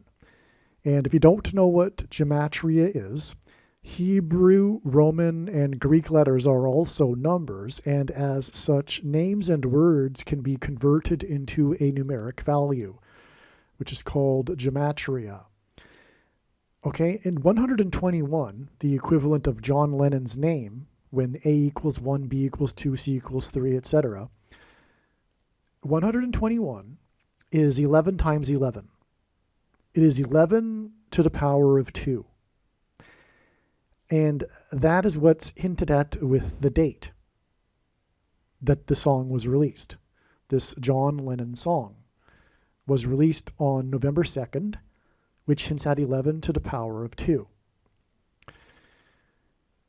This 11 to the power of 2, and also 11 times 11, is 9/11 symbolism. The big warning of judgment from God for America to repent or else destruction and judgment was the 9/11 events. And on 9/11, it was Flight 11 with a crew of 11 people that flew into the Twin Towers that looked like a giant 11 in New York State, the 11th state to join the Union, in New York City, which is made up of 11 letters. And this is because Jesus coined the phrase the 11th hour, which in ancient Israel referred to the last hour of daylight before darkness, and in English is an idiom that means last chance, time is running out, as in last chance for America to repent and turn back to God before judgment destruction. And 11 to the power of 2, or the date 11/2 itself, hints at the two planes that struck the two towers that looked like a giant 11. Each of the towers consisted of 110 floors, which also hints at the number 11. And so, this is why John Lennon's name, and John Lennon died in Manhattan, where the 9/11 events took place. His name is 11 to the power of 2 in gematria. His song was released on 11/2, and as I just explained, this since that's the two planes that struck the two towers that looked like a giant 11, that were 110 stories high, which hints at 11. So, this is all 9/11 symbolism. Now, to confirm God's signs, patterns, and connections, he pairs certain numbers together. This is how his true big picture of signs, patterns, and connections works, which is only being explained on this channel. It works on the principle of second and third and multiple witnesses confirming a matter, as the Bible says is required, and this is what makes what is being explained on this channel true and not a product of one's imagination, and different and unique than everything else on the internet that claims to be an analysis of God's prophetic signs. And if we think about it, one simple way in which he would provide a second witness for us is through pairing certain numbers together, such as 9 and 110, or for that matter, 9 and 11. And the reason why I know this is because I've been studying God's big picture of signs, patterns, and connections from morning until night, more than full-time hours, for 6 years. Okay, and so, I mean, that's not so much of a stretch anyway. I think most people can see that immediately, that God would pair 9 and 11. But he also pairs 9 and 110 for this same reason. And I'm tempted to play a short clip explaining this, but it's been explained many other times in other videos, so I think I'll just leave it, and you'll take my word for it this time. Well, actually, it's pretty important, and I think that will really drive home the significance of the connection. So I'm just going to take a pause and briefly play a short clip, just a couple of minutes, a few minutes, that explains why and how God pairs 9 and 110 together. And I'll be right back. And if you've seen the clip before and you know that God pairs 9 and 110 together, sorry to be redundant, you can skip ahead 7 minutes. Jesus' official arrival into Jerusalem and first coming was on the 10th day of the first month in the Hebrew calendar. This is 110, and this hints at the number 110. In the book of Joshua, the date on which the Hebrews crossed over the Jordan River and officially entered the Promised Land was also on the 10th day of the first month, which is 110 and hints at the number 110. Jesus' first coming is symbolized by the number 110. This is why on 9/11, the two towers that collapsed were each 110 stories high. The collapse of two towers that were 110 floors was symbolism for Jesus' second coming. In the book of Joshua in the Bible, Joshua died at the age of 110. Joshua led the Hebrews around the security walls of the ancient city of Jericho before they collapsed in judgment. On 9/11, the Twin Towers, which were 110 stories high, collapsed, engendering a small earthquake that cracked the foundation of Federal Hall, where George Washington was inaugurated, on Wall Street. President George Washington was a founding father, and his inauguration as the first president was a symbolic founding of the nation. The cracking of the foundation of Federal Hall on Wall Street on 9/11 symbolized America's foundation in God being cracked. This is because after Washington's inauguration at Federal Hall, he then walked down Wall Street to Trinity Chapel, where he consecrated the nation to God, saying that if the nation were to ever turn away from God, it would lose its blessings. After 9/11, Trinity Chapel was called the Miracle Chapel, as it was the only building at Ground Zero to have survived. It did not even suffer a broken window due to the 70-year-old sycamore tree that was uprooted as it sheltered the chapel from the falling debris. In commemoration of this sycamore tree outside the chapel, today there is a huge bronze statue of its roots. In other words, through the 9/11 events, God was pointing to Trinity Chapel and Washington's covenantal consecration of the nation to God at Trinity Chapel. Wall Street is named after the original 9-foot-high wall of security that the Dutch built to keep the British and the Indians out. The collapse of 110 floors that cracked the foundation of Federal Hall on Wall Street, which is named after a 9-foot-high security wall, hints at 9/11 and points to Joshua, who died at 110, and the Hebrews that marched around the walls of security before they collapsed in judgment. 110 floors and the 9-foot-high wall of security that was Wall Street points to George Washington's march down Wall Street to Trinity Chapel that symbolized a covenantal relationship between America and God. To this effect, Washington's march down Wall Street with the New York Stock Exchange, the building that symbolizes America's financial strength, located on one side of the street, and Federal Hall, the building that symbolizes America's governmental and institutional strength on the other side, also pointed to the cutting rights ritual practiced in ancient Israel that was used in Abraham's and God's ritual walk in their covenant that is described in Genesis 15. A covenant that symbolizes Washington's walk down Wall Street and his covenantal consecration of the nation to God at Trinity Chapel.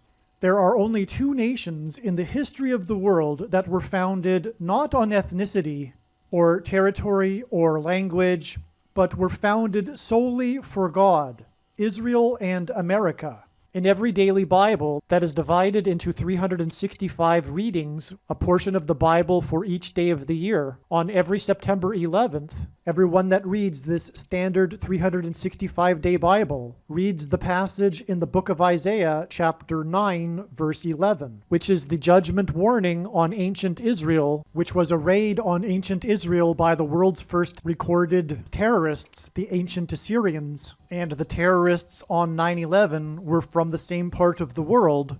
The Assyrians raided the northern kingdom of Israel first, and then later the southern kingdom of Judah was destroyed, which is why the terrorists on 9/11 hit the North Tower first, followed 17 minutes later by the South Tower. And this Isaiah 9:11 passage includes a mention of collapsed buildings and uprooted sycamore trees.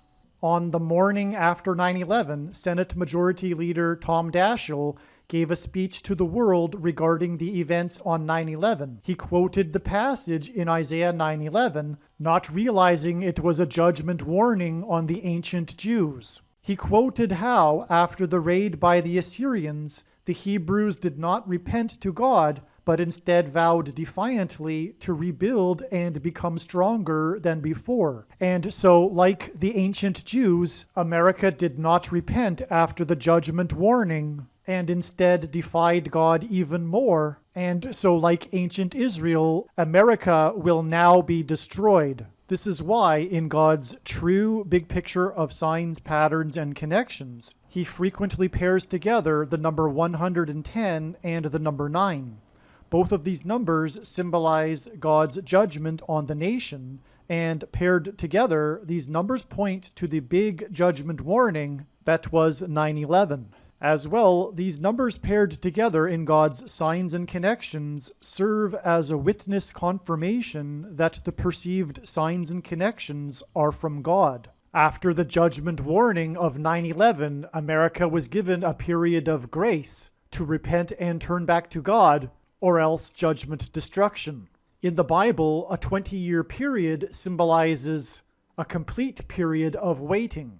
Jacob waited 20 years to get possession of his wives and property. The children of Israel waited 20 years to be freed of Jabin, the king of Canaan, when they were freed from bondage by Deborah and Barak. The Ark of the Covenant waited 20 years in Kiriath Jearim, and Solomon spent 20 years building his home and the house of God. On the 20th anniversary of the buildings that collapsed on 9/11 was the sudden collapse of America's presence in Afghanistan, and the iconic scene of this was the U.S. Air Force plane leaving the airport in Afghanistan, and the big number on the side of its plane is 1109, which hints at 110 and 9.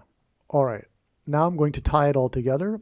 Again, I was explaining how John Lennon's name is 11 to the power of 2, and the date of this new song, which was written by John Lennon, was released on the date 11/2, and how all of this is 9/11 symbolism, and the release date of the song on 11/2 was exactly 680 months after the song Michelle won Song of the Year. Now, I'll explain the significance of 680 months in a minute, but the reason for it is that the 68th word in the concordance, the Bible concordance, the Hebrew concordance, is the word stone.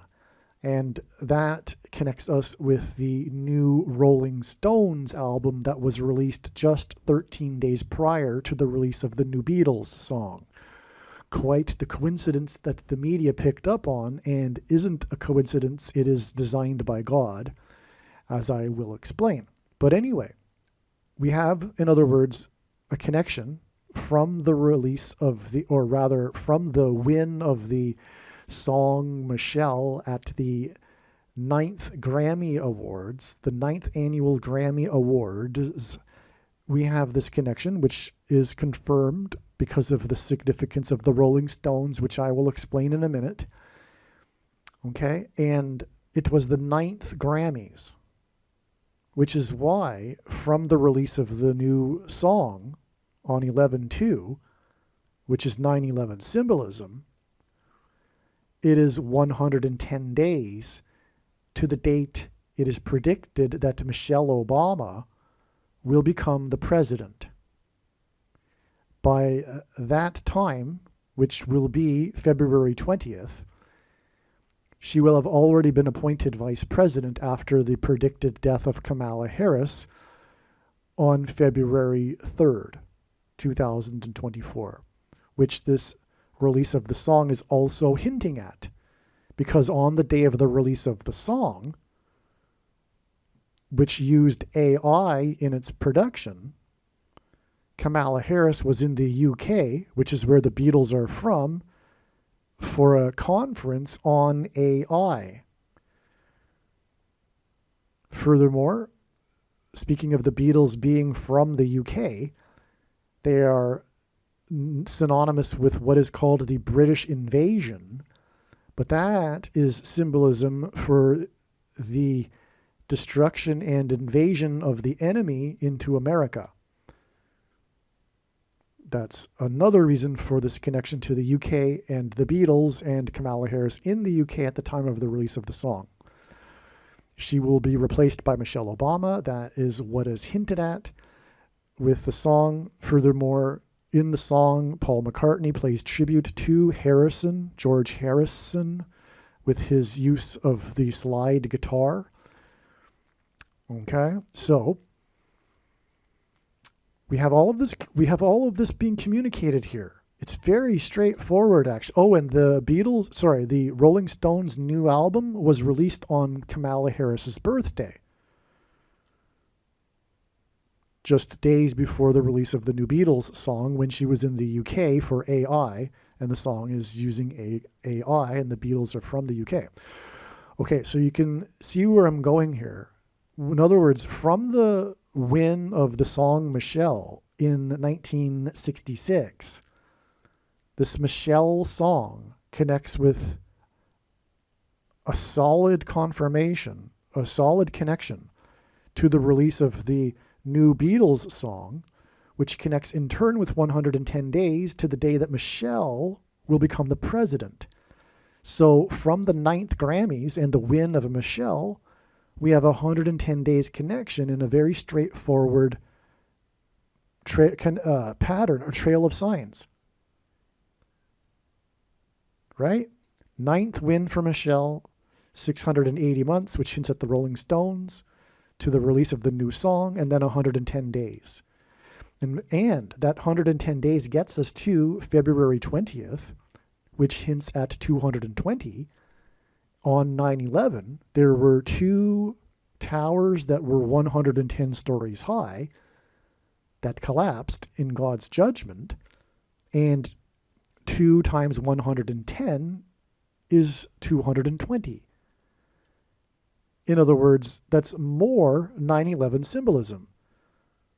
So the 9th Grammys and the 110 days gets us to the date February 20th, which hints at 2 times 110, 9/11 symbolism.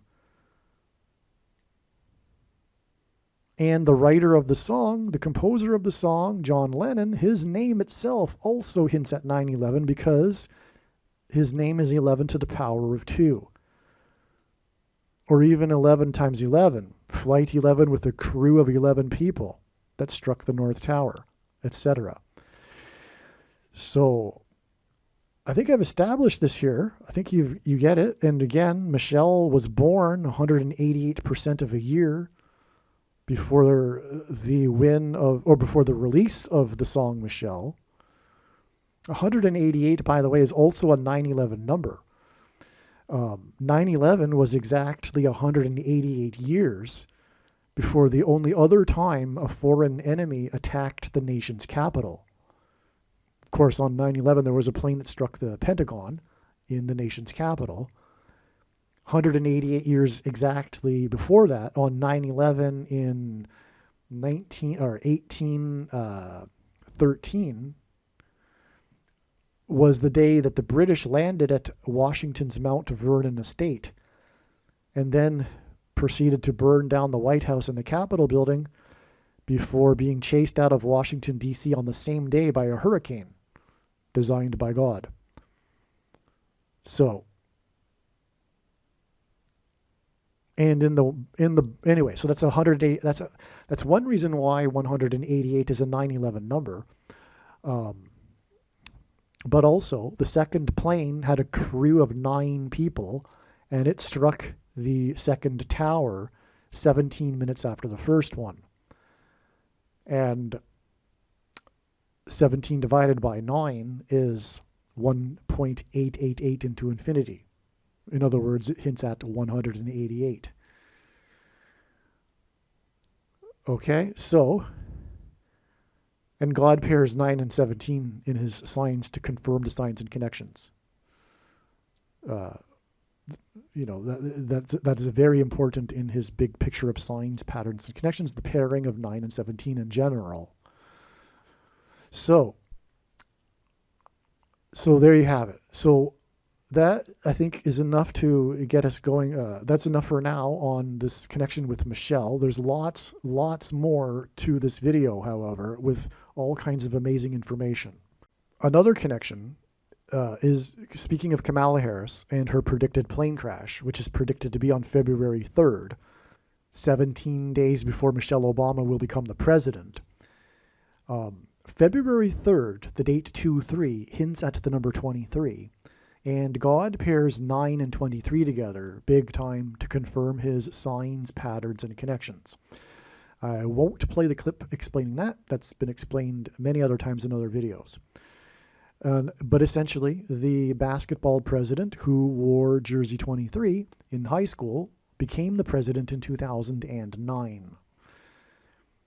Well, from the release of the song, the new Beatles song, which used AI, on the same day that Kamala Harris was in the UK for an AI summit, from that date, it is 93 days, which hints at 3 nines, to the date 23, which hints at 23. So, the reason why the number 9 and 3 nines in 93 is because God frequently repeats a number 3 times for emphasis of its symbolic meaning. And the number 9 is the most important number in God's true big picture of signs, patterns, and connections, which is only being explained on this channel. As from the Bible, the number 9 symbolizes God's judgment. And this is why, for example, the sun is 93 million miles away from Earth. It is the sun that will erupt with a solar flare, predicted to be on February 22nd, that will knock out the nation's power grid. It will be the follow-up judgment, if you will, to the 9/11 events that was the warning for the collapse of America's divine protection and security. So, anyway, the point is that 93 hints at 3 nines, which connects between the Harris's day in the UK for AI, on the day that the release of the song that used AI from the Beatles, who are from the UK, to the date it is predicted that Kamala Harris will die in a plane crash on 2/3, which hints at 23, which makes it a pairing of 9 and 23, which confirms the signs and connections.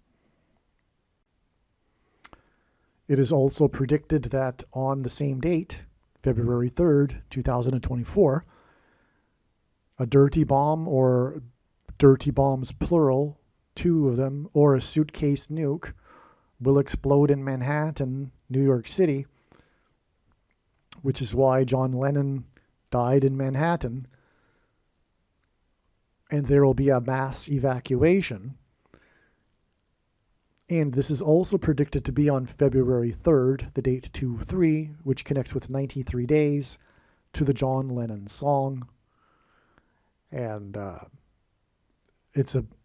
there's lots more to this too, which I'll explain later in this video. However, this is a new revelation, the date that the bombs are expected to explode in Manhattan. So keep this in mind as you watch later. But as I will explain, this is all connected to the Rolling Stones and their last album, A Bigger Bang, which is a hint at the bang in Manhattan, which is why they had the release party for their new song in Manhattan, but also the bigger bang, which will be the bang from the sun that will knock out the nation's power grid.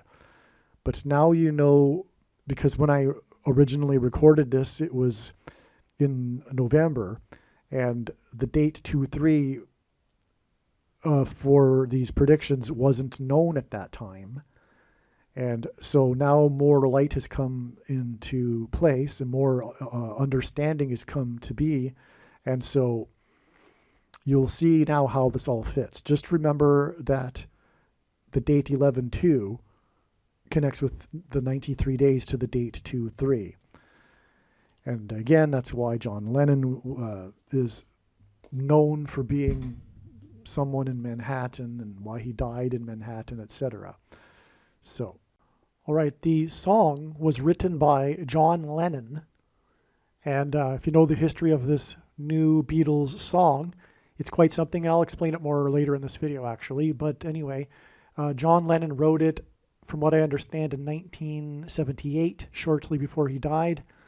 Anyway, there's huge prophetic significance in this, in that, and the demo, he's actually singing in the song, because he made a demo, and with the artificial intelligence technology, they were able to isolate his voice from the piano, and they were able to use his voice in the song, and this is what made the song possible, the new AI technology.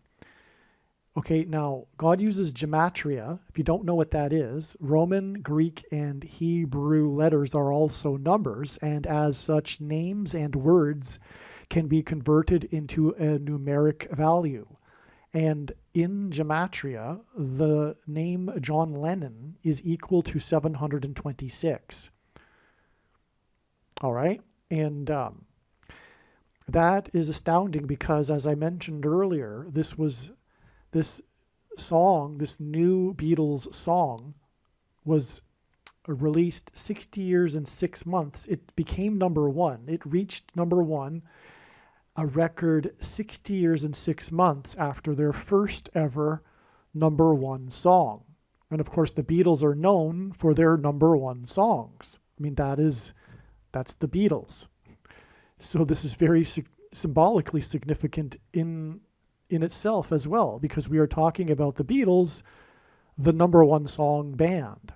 They are the band that produced nonstop consecutive number one songs. Okay, so it's 60 years and 6 months after their first ever number one song, this new song that reached number one, and 60 years and 6 months is 726 months, and John Lennon's name equals 726.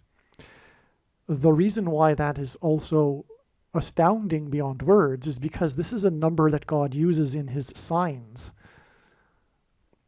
because of the 726th word in Strong's Greek New Testament Concordance, which is the word that means rapture. And if you don't know what that is, in Christianity, it is its most preposterous idea. However, it says in Bible prophecy that God's faithful will be rescued, taken to heaven, instantly disappear, to avoid the severe persecution from the Antichrist, and then will return with Lord Jesus Christ at his second coming and rule with him in the 1,000 years of peace in the Messianic age. Okay, so that's the significance of 726, which is the equivalent of 60 years and 6 months, 726 months. And this gets us to the John Lennon song, and it is all about John Lennon and how he recorded this demo that made this song possible. And John Lennon's name in gematria equals 726. It is through the death of Kamala Harris in a plane crash that the Antichrist will rise to power through her replacement. And this is why on the day of the release of the song, the Beatles' new song, Kamala Harris was in the UK on a trip, and the Beatles are from the UK, and they are all about being from the UK, as it is about the British invasion, right? That's what they termed it. The Beatles led this British invasion of UK pop groups that topped the charts in the US. So the Beatles are quite synonymous with being from the UK. In the song, Paul McCartney paid tribute to George Harrison with a slide guitar, which is deeper than just what it sounds, because George Harrison played the slide guitar, but he didn't play the slide guitar with the Beatles. But also, this is significant because it is known that there was some criticism during their time together from McCartney to Harrison about, or rather, I think from what I understand, there was some unappreciated instruction, excessive instruction from McCartney to Harrison regarding his guitar playing at a certain time. I'm not the expert on the Beatles, and from what I understand, the Beatles got along quite well, and they were good friends and goofed around and joked around all the time, including right up until the end. But they are known for this. McCartney is known for, anyway, so that's the point there. So it's the connection to Harrison, and which was ultimately connecting to Harris. Anyway, this song that pays tribute to Harrison was released on the same day that Kamala Harris, was in the UK for a global summit on artificial intelligence technology, a summit for AI. And the song was made possible due to AI technology. It is astounding. All right? So clearly, and furthermore, the death of Kamala Harris will lead to her replacement with Michelle Obama. And the song Michelle reached #1 in 1966, which is what 60 years and 6 months hints at. So the coming predicted explosions in Manhattan and subsequent evacuation from Manhattan Island is in turn symbolism for the coming evacuation of God's faithful in what is called the rapture. For those that don't know, the rapture is this idea in Christianity in which God's faithful will disappear and not die and escape the severe persecution from the Antichrist, and then return with Lord Jesus Christ at his second coming. And that is why John Lennon's name equals 726, which is the number that symbolizes the rapture. And the reason for this connection between John Lennon and the evacuation from Manhattan Island. Furthermore, the song Michelle has lyrics in French. The song was inspired by the Bohemian Parisian left bank culture. Michelle Obama was on the Seine River in Paris during the Notre Dame Cathedral fire on April 15th, 2019. On a personal note, I handed out warning flyers on the left bank, flyers warning of what's coming, the end times, etc., and a lot of important information. And I handed these out on the left bank of the Parisian River, the Seine River, and also inside the Notre Dame Cathedral, incognito. Okay, it took 9 hours to put out the fire. The song Michelle won Song of the Year at the 9th Grammys. Paul McCartney, was inspired by his faux French songs he would sing as a teenager while busking in Liverpool, UK. Michelle was on the Parisian River for a dinner cruise promoting her book Becoming, 3,666 days after her faux pas when she hugged the Queen in the UK. Okay, so did you get that? She did a faux pas. That's like the word in English. It's borrowed from French. It's a faux pas, right? And this was in the headlines when she did this, when she and Barack visited the Queen. She did a faux pas. This was in the UK. Now, the biggest UK band, the Beatles, Paul McCartney, was inspired with his faux French. He was faking French when he would sing as a teenager busking in Liverpool. Okay, so we have this connection here. And like I'm saying at the beginning here, the song was inspired by his time in Paris and the Bohemian left bank culture. Okay, and that's the river right where Michelle Obama was. All right? Okay.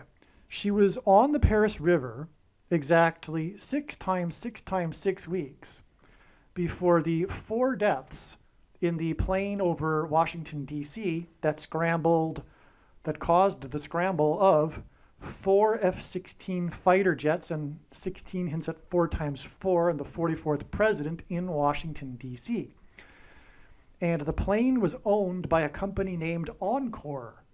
Encore is French for again. And the 44th president will become the president again. And I should emphasize become because Michelle Obama was promoting her book Becoming at the time of the fire, and she was on that river boat cruise on the river, which, if I failed to mention, was actually affected her cruise. Her cruise was redirected because of the fire. Okay. After Michelle will become the president, okay, so she will become the president again as Encore as a result of a plane crash, which is why the plane owned by the company Encore crashed after it flew over Washington, D.C., and there was 4 deaths and 4 F-16 fighter jets were scrambled because of it. Okay. On the day of the plane crash, which was 4 deaths and 4 F-16 fighter jets, M.J. Fox, Michael J. Fox, okay, M.J., the initials equal 23 in simple English gematria, which is why it's prophetic, because Obama wore jersey 23 when he played basketball in high school. And Fox hints at 666, because F is the 6th letter, O is the 15th letter in the alphabet, and that hints at 1 plus 5 equals 6. And X is the 24th letter, which hints at 2 plus 4 equals 6. And that's why God uses Fox in his signs here. And that also includes Jamie Foxx, by the way, in his signs. But anyway, Michael J. Fox, on the same day as the plane crash, fell onto a couch on the stage of a Back to the Future panel, which hints at Back to the Future reality when Obama will become the president again. That's the hint there with all of that. But again, this Fox sign, and again, Fox hints at 666, this was exactly 6 times 6 times 6 weeks after Michelle Obama was on the Paris River. And we're talking about a connection to the plane owned by a company named Encore, which is French. And in turn, her time on the river and the Notre Dame Cathedral fire was 3,666 days after her faux pas with the Queen. All right? Did you get all that? That's amazing. More regarding all of this, by the way, is explained in the must-watch Back to the Future Prophecy video on this channel. Absolutely make sure you watch that video. There's a reason for the 3,000 days, which makes it 3,666 days, just for one example, and that isn't, of course, even scratching the surface of the scratching of the surface of the information in the Back to the Future video. All right, I had a feeling the Rolling Stones are connected to this. It can't be a coincidence that they just released a new album just 13 days before the release of the new Beatles song. Naturally, the media is talking about this coincidence. The new Rolling Stones album was released on Harris's birthday, Kamala Harris. Michelle will become the president as a result of the death of Harris. The 56 years and 8 months connection is also 680 months, which hints at H68, a stone. Okay, so the 68th word in Strong's Hebrew Old Testament Concordance is the word meaning a stone. This completes the connection. The new Beatles song is billed as the last Beatles song, and the talk about the Rolling Stones' new album is how it could be their last. This is symbolism for the end of the road for American culture, the end times. These bands also symbolize the British invasion, which is symbolism for walls of security collapsing, Book of Joshua, like I explained. So the 680 months connection needs the Rolling Stones, and together the Beatles and Rolling Stones' new releases confirm the 680 months connection. All right, so in other words, long story short here, we have an astounding confirmation of the connection between the song Michelle and this new Beatles song, okay? And again, it's all pointing to Michelle Obama and through her, the rise of the Antichrist. So again, from the Song of the Year Awards, the 9th Grammys, it is exactly 680 months to the release of the last Beatles song, and it coincides with the timing of the release of the new album by the Rolling Stones, and 68 is the word that means a stone. Yes, the Rolling Stones release is key and is part of this connection from the Beatles' Michelle song. October 20th, 2023 is 2 times 23, which hints at, again, at 223, the 48th prime number, which hints at the 48th president. Days, okay? So 2 times 23, in other words, 46 days, to the predicted appointment of Michelle as the vice president on December 5th. 2 times 23 is 46 days, and she will be appointed by the 46th president, Joe Biden. 2 times 23 days is also 12.60% of a year, which hints at 1,260 days in Bible prophecy, which regards the period of the time of the Antichrist. October 20th, 2023 was Harris's 59th birthday. 59 is the 17th prime number. October 20th, 2023 is 17% of a year before it is predicted that Michelle will become the president. To confirm his signs, God pairs 9 and 17. 17% from the 17th prime number birthday of Kamala Harris is also exactly 9 weeks. And God also pairs 9 and 23. This 9 weeks is also 2 months and 3 days, which hints at 23. And again, Harris was in the UK for a summit on AI on the day that the new Beatles, who are from the UK, song that used AI in its production was released, making it more relevant that the other British UK invasion band released its album on her birthday. The launch party for the new Rolling Stones album was the main part of the story. The launch party was in America 59 years after the British band first invaded America. Okay, so what a coincidence. On Kamala Harris's 59th birthday, the media was talking about how the Rolling Stones were having a launch party 59 years after they first came to America. Okay? And a big part of this story was the performance of Mick Jagger and the Stones with Lady Gaga for Sweet Sounds of Heaven, the name of the song. Lady Gaga. Lady is a sort of title, which hints at the title of vice president and president. Gaga, in Simple English gematria, is 16, and it's also 16 in Hebrew gematria. And by the way, if you don't know what gematria is, Roman, Greek, and Hebrew letters are also numbers. And as such, names and words can be converted into a numeric value. All right, and 16 God uses to hint at 4 times 4 and the 44th president. That's the point here. The launch party was in Manhattan.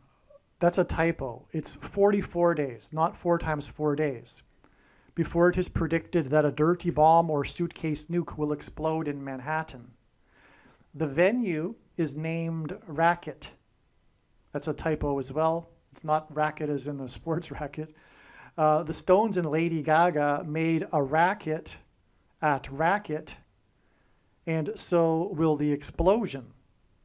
That's the point, the prophetic symbolism. It is predicted that there will be nefarious activity behind the explosion involving U.S. intelligence agencies, which is what Racket hints at also. Okay, and so that's predicted to be, by the way, on December 2nd, 44 days after the launch party at Racket. And here is and by the way, the name of the album, just come to think of it, is Hackney Diamonds, but it was inspired by broken glass on streets in, I guess, Hackney, UK. And so after a rowdy night or something like to that effect, whatever, right? But anyway, so that's also, I guess you could say, symbolism for an explosion and debris and, destruction.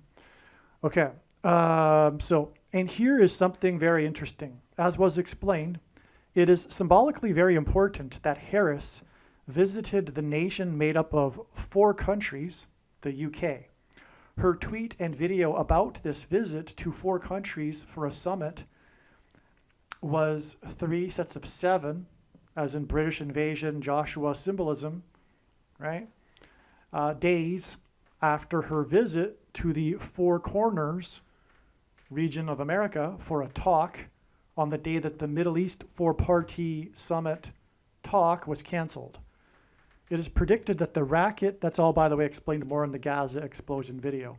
It is predicted that the racket invasion of walls of security in Manhattan on December 2nd will be 4 days after Harris's predicted crash in a plane on November 28th. The Rolling Stones are known for having produced a number of songs that were inspired by the Vietnam War. The Stones' drummer, Charlie Watts, died on the day of Harris's visit to Vietnam on August 24, 2021. Her visit was delayed a few hours in Singapore, which is a name, by the way, that means Lion City, due to a report of someone in Hanoi having been targeted with the Havana Syndrome weapon. This hints at the targeting of Harris's plane by God and her crash in the area code 314, which hints at Isaiah 31:4, which speaks of a lion. Hence her delay in Lion City. Her Vietnam visit on the day of the Stones drummer, the Stones drummer died, was 8 plus 8 plus 8 months exactly. Okay, Jesus, by the way, is in Bible prophecy said to descend from the tribe of Judah, which is symbolized by the lion, all right? Okay, so, and the name Jesus in Greek, gematria, equals 888. Okay, so let's begin again. Her visit to Vietnam on the day of the Stones drummer's death was 8 plus 8 plus 8 months exactly, which is also 4 plus 4, and then 4 plus 4, and then 4 plus 4 months, which hints at the 44th president, before the prophetic plane crash in a foreign country that was a result of war. The plane crash of the Russian general of the Wagner Group.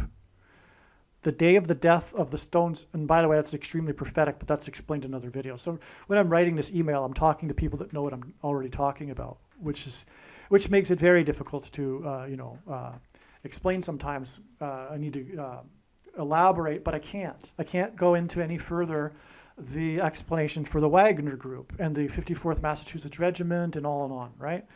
That fought at Fort Wagner, etc. So the day, it's explained in other videos, that's why.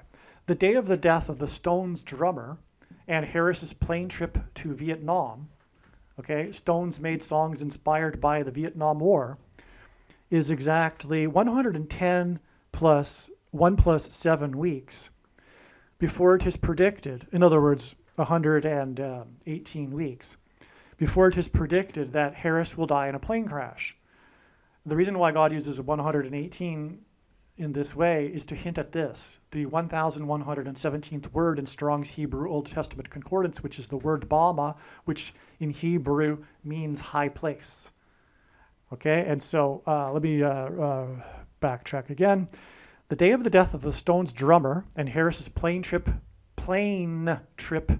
to Vietnam, okay, is exactly 110 plus 1 plus 7 weeks, all right? And 110 is the book of Joshua symbolism, all right? Anyway, Harris will fall from a high place, flight 11, 17 minutes, 9:11. Okay, so I'm talking in code now to people that know what I'm talking about, okay? So what I mean here is one reason why God uses the number 1117 is the word Bama, and that also hints at 9/11, because on 9/11 it was flight 11 that struck the North Tower, and then 17 minutes later the world recognized that it wasn't an accident, but instead was terrorism when the second plane hit 17 minutes later. And so that's an 11 and 17 in a high place. And that's more reason for, anyway, what I'm talking about. So let's move on. The title of the new album, Hackney Diamonds, is said by Jagger to be a reference to broken glass from a car windshield during a rowdy night out. Hackney is the name of a city in the UK, and so the album's name would be a reference to broken glass in the streets of Hackney. The launch party for Hackney Diamonds was in Manhattan 44 days before it is predicted that there will be broken glass in the streets of Manhattan. On September 6th, 2023, the magazine Rolling Stone reported the Rolling Stones' announcement of their new album.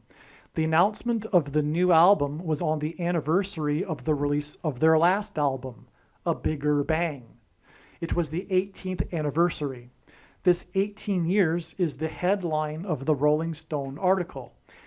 In the media in general, a big part of the story of the Stones' new album is how it is their first since 2005, 18 years earlier.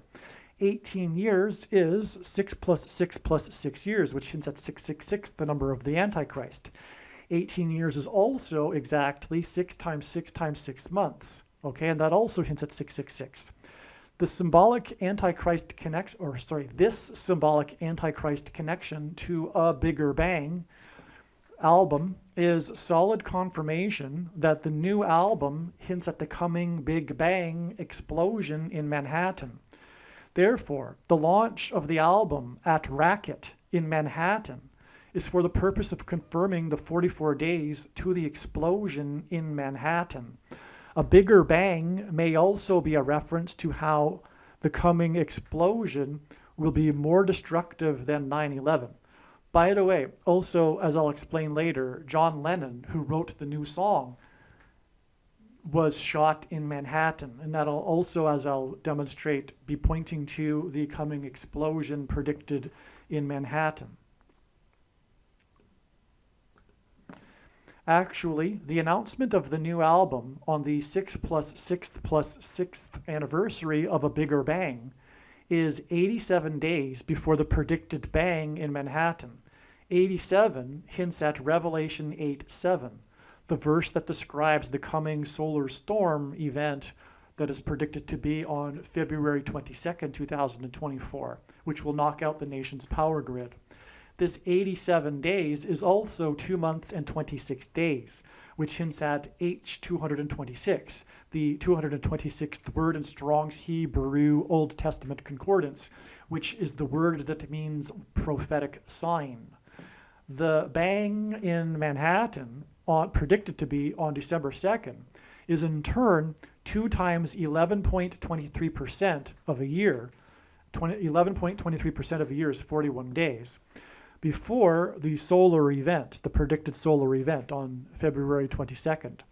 1,123, which is what is hinted at with 11.23% of a year, is the 188th prime number. And as I explained, that's very important. In God's signs, I already explained that. It means whoa, exclamation mark, right? So that's why the 11.23% of the year, in other words, 41 days. Okay, so this hints at 2 times the woe, because again, between the predicted explosion in Manhattan, it is 2 times woe to the predicted explosion on the surface of the sun, which will be a bigger bang than the explosion in Manhattan. The coming explosion on the surface of the sun will be a bigger bang than the coming explosion in Manhattan. All right. Also, 2 times woe explosions. The one in Manhattan and the one on the sun. The Beatles set a new record in terms of time span between their first number 1 hit and most current number 1 hit at 60 years and 6 months. 666. It hints at 666. They also set a new record for time span in between their last number 1 hit and their current number 1 hit at 54 years. Their prior record was so that's a typo. The prior record was held by Kate Bush, who has the name of a president, at 44 years, the number of a president. The 44th president is the Antichrist, which is why this sign combines 60 years and 6 months in one record and 44 years in the other record. This may be overanalyzing things, but a part of the well-known hook of Michelle is the bridge that is said to be inspired by a song Lennon was listening to the night before recording. The lyric is, "I love you," with you emphasized and drawn out, followed by no vocals for the rest of the bridge. Likewise, in the new song, the chorus ends with you, that is emphasized and drawn out, followed by an interval with no vocals. This correlation may be confirmation for the connection between the two songs in God's signs. I think it is, but there's more to be said, which I explain more in a second here. The new song was made possible because Yoko Ono is now 90 years old. 90 hints at 9, which is the number that symbolizes God's judgment, as I mentioned earlier. And McCartney got around her control because of this. Yoko Ono is, in simple English gematria, is 110. A pairing of 9 and 110. And that is profound because, again, as I mentioned earlier, God confirms his signs and connections through pairing certain numbers together, and God pairs 9 and 110 together frequently. And I've explained it many other times in other videos why, but it is 9/11 symbolism, okay? The new song reached number 1 on the date November 10th, which hints at 110. Okay? 1110 is 6 plus 6 plus 6 days before Harris's predicted crash on November 28th. Yoko Ono in English gematria is 660. 66th is the 11th triangular number, and therefore this confirms 6 plus 6 plus 6 days from November 10th. It is said that Yoko Ono was a curse on the Beatles, and therefore Antichrist symbolism. All right? And for that matter, she was nicknamed in the media the Dragon Lady. Okay, so she definitely has this Antichrist symbolism about her, being a curse on the Beatles, right? Everyone knows that, right? And her name, and God uses names, especially peculiar ones like Yoko Ono, to give us a gematria value number. And so there you have it, okay? And anyway, she's 90 years old. The song, which she had a big part in, which I didn't even get into here, she handed over the tape. She found the tape, the demo that John Lennon had made. And so she's a part of the new song story, all right? It isn't surprising that Yoko Ono would be a prophetic sign because she is a big part of the story of the Beatles. So somehow you would figure God would incorporate her as part of this prophetic sign. All right, I believe the bigger picture here is now known. Okay, so now we're getting into the really profound stuff here. Hopefully you've made it this far. Hopefully you follow that with all of the other videos too, because this is how it works. You never know when in the video, you can't turn off a video because it's just constantly new information, and you never know when the big profound thing is coming.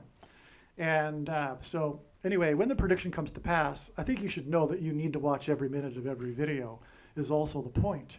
Hopefully you've made it this far, because now we're going to get into the really, really a profound thing here. Okay, I believe the bigger picture here is now known. What God is communicating here is starting to come to light. Okay, this is many days after the song was released. Got it now, as in I get it now, okay?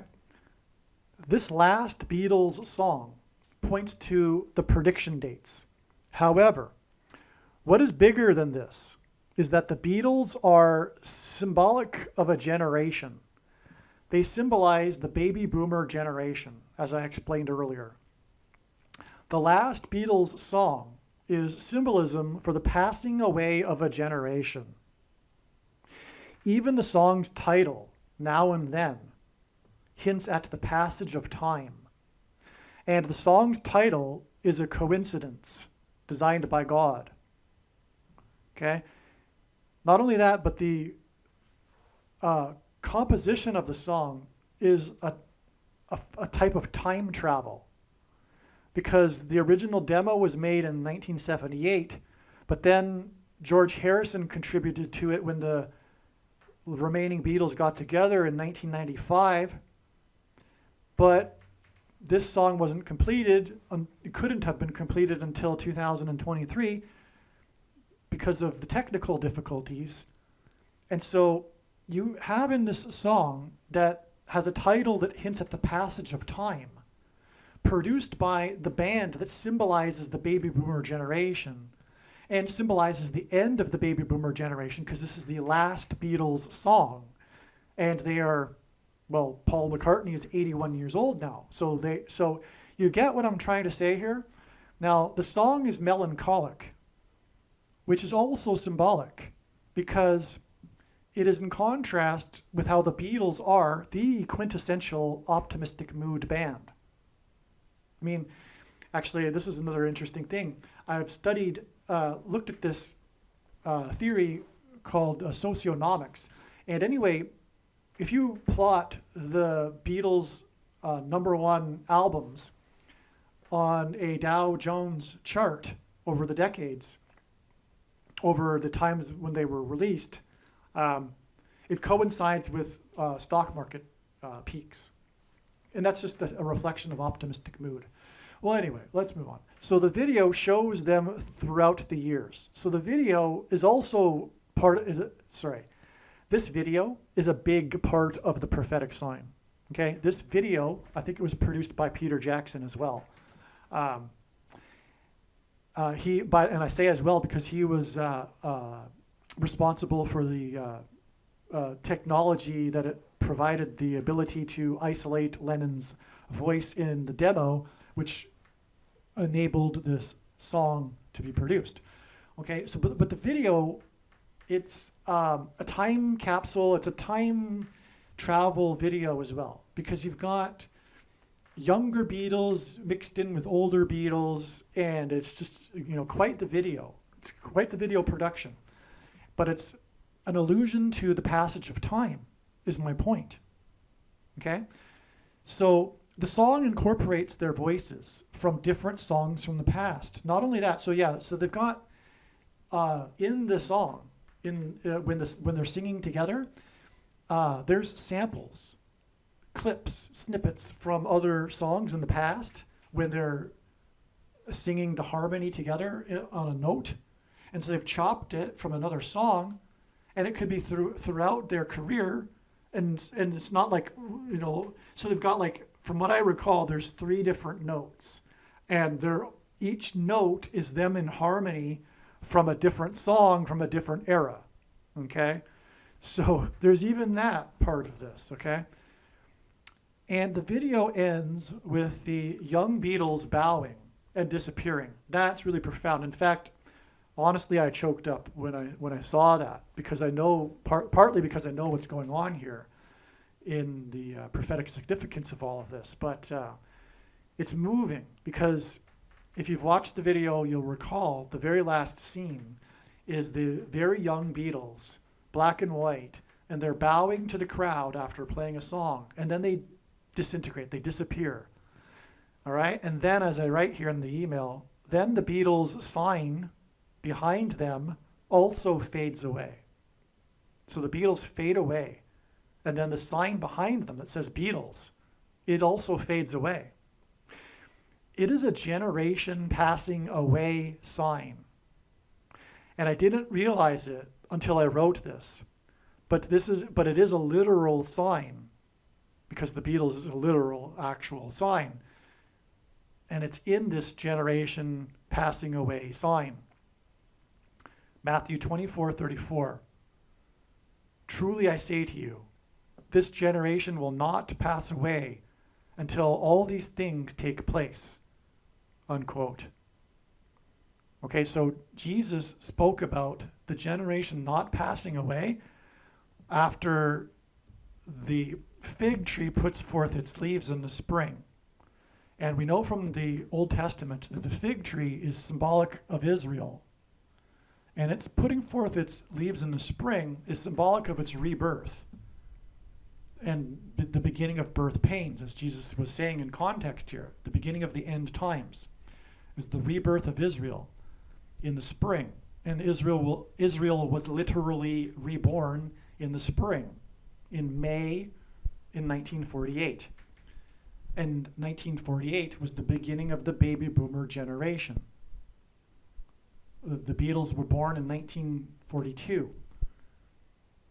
And so Jesus said that the generation that would see this would not pass away before the end.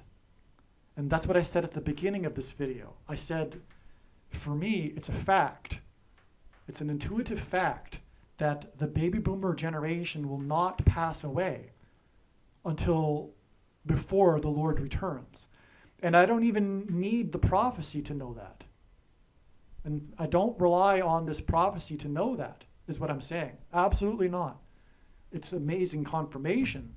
But I intuitively know that the baby boomer generation is part of the end times, and it must be. You see what I'm saying? Okay? There's reasons why I know that, okay? And I've tried to explain that a little bit at the beginning of this video. When were the Beatles born? McCartney was born in 1942, right at the very beginning of the baby boomer generation. They were born just before 1948 and the fig tree putting forth its leaves, as in Matthew 24, in the spring. It's now winter, metaphorically and coincidentally, literally. Okay? What I mean by that is the baby boomer in social history, there's a cyclical theory of social history that says that generations shape history. Generation archetypes, there's 4 of them, and they repeat every 80 to 100 years, and these generational personas shape history, and in turn, history shapes the generations, and that's what produces a cycle. That's how cycles work, okay? So anyway, the baby boomer generation, which this archetype happens every 80 to 100 years after the winter season, is born in the spring. And then they come to age as young adults in the summer and engender the cultural revolution in the summer. And when we think about it, the 60s and 70s, when we think of it, it's brightly colored, right? And the 40s and 50s we imagine as being black and white. Well, coincidentally, that was the case because of photography technology, but that was also designed by God. And so anyway, if you think about the fashion, though, in the 60s and 70s, you've got bell bottoms and brightly colored clothing and flower power, etc., right? Well, anyway, so that's the summer, and we are now in this cycle in the winter season. And it's not only that, this song, this last Beatles song, was released at the beginning of the winter on November 2nd, as we're moving into a literal winter coincidentally. Okay, because it's designed by God. This coincidence of the Beatles song being released as we move into winter, literally and metaphorically. The Beatles are passing away as we transition into the winter season of crisis, metaphorically and also literally, November, as I just explained. Actually, I don't think I was overanalyzing. In the Now and Then song, the lyric is, "I will love you," with a long drawn-out you.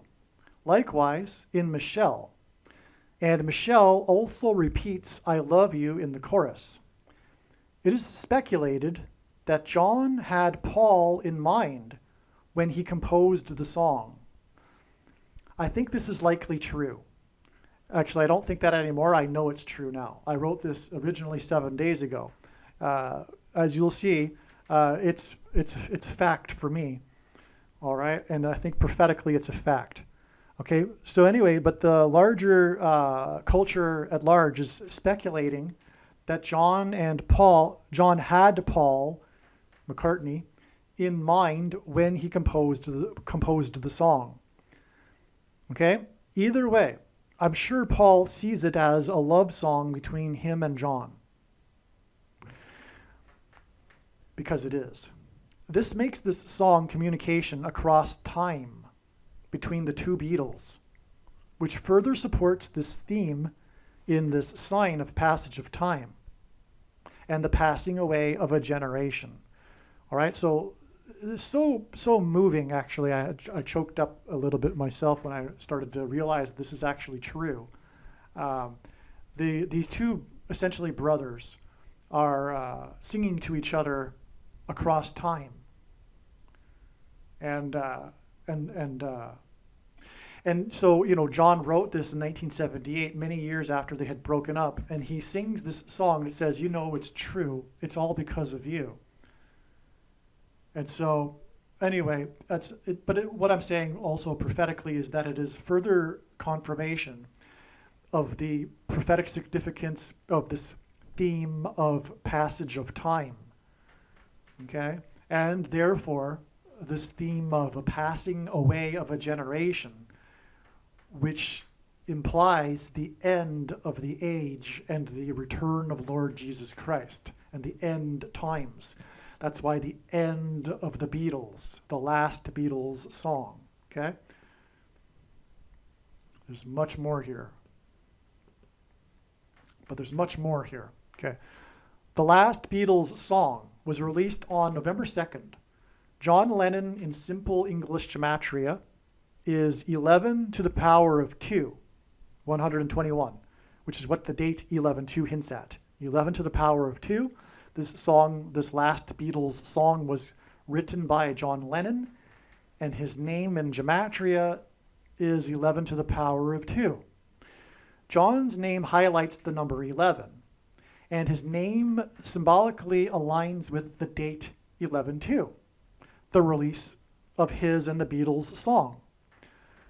The reason Harris's plane will crash on November 28th is because it will hint at the Pilgrims' 11-ship flotilla in 1630 and John Winthrop's shining city on a hill speech that was derived from Deuteronomy 28.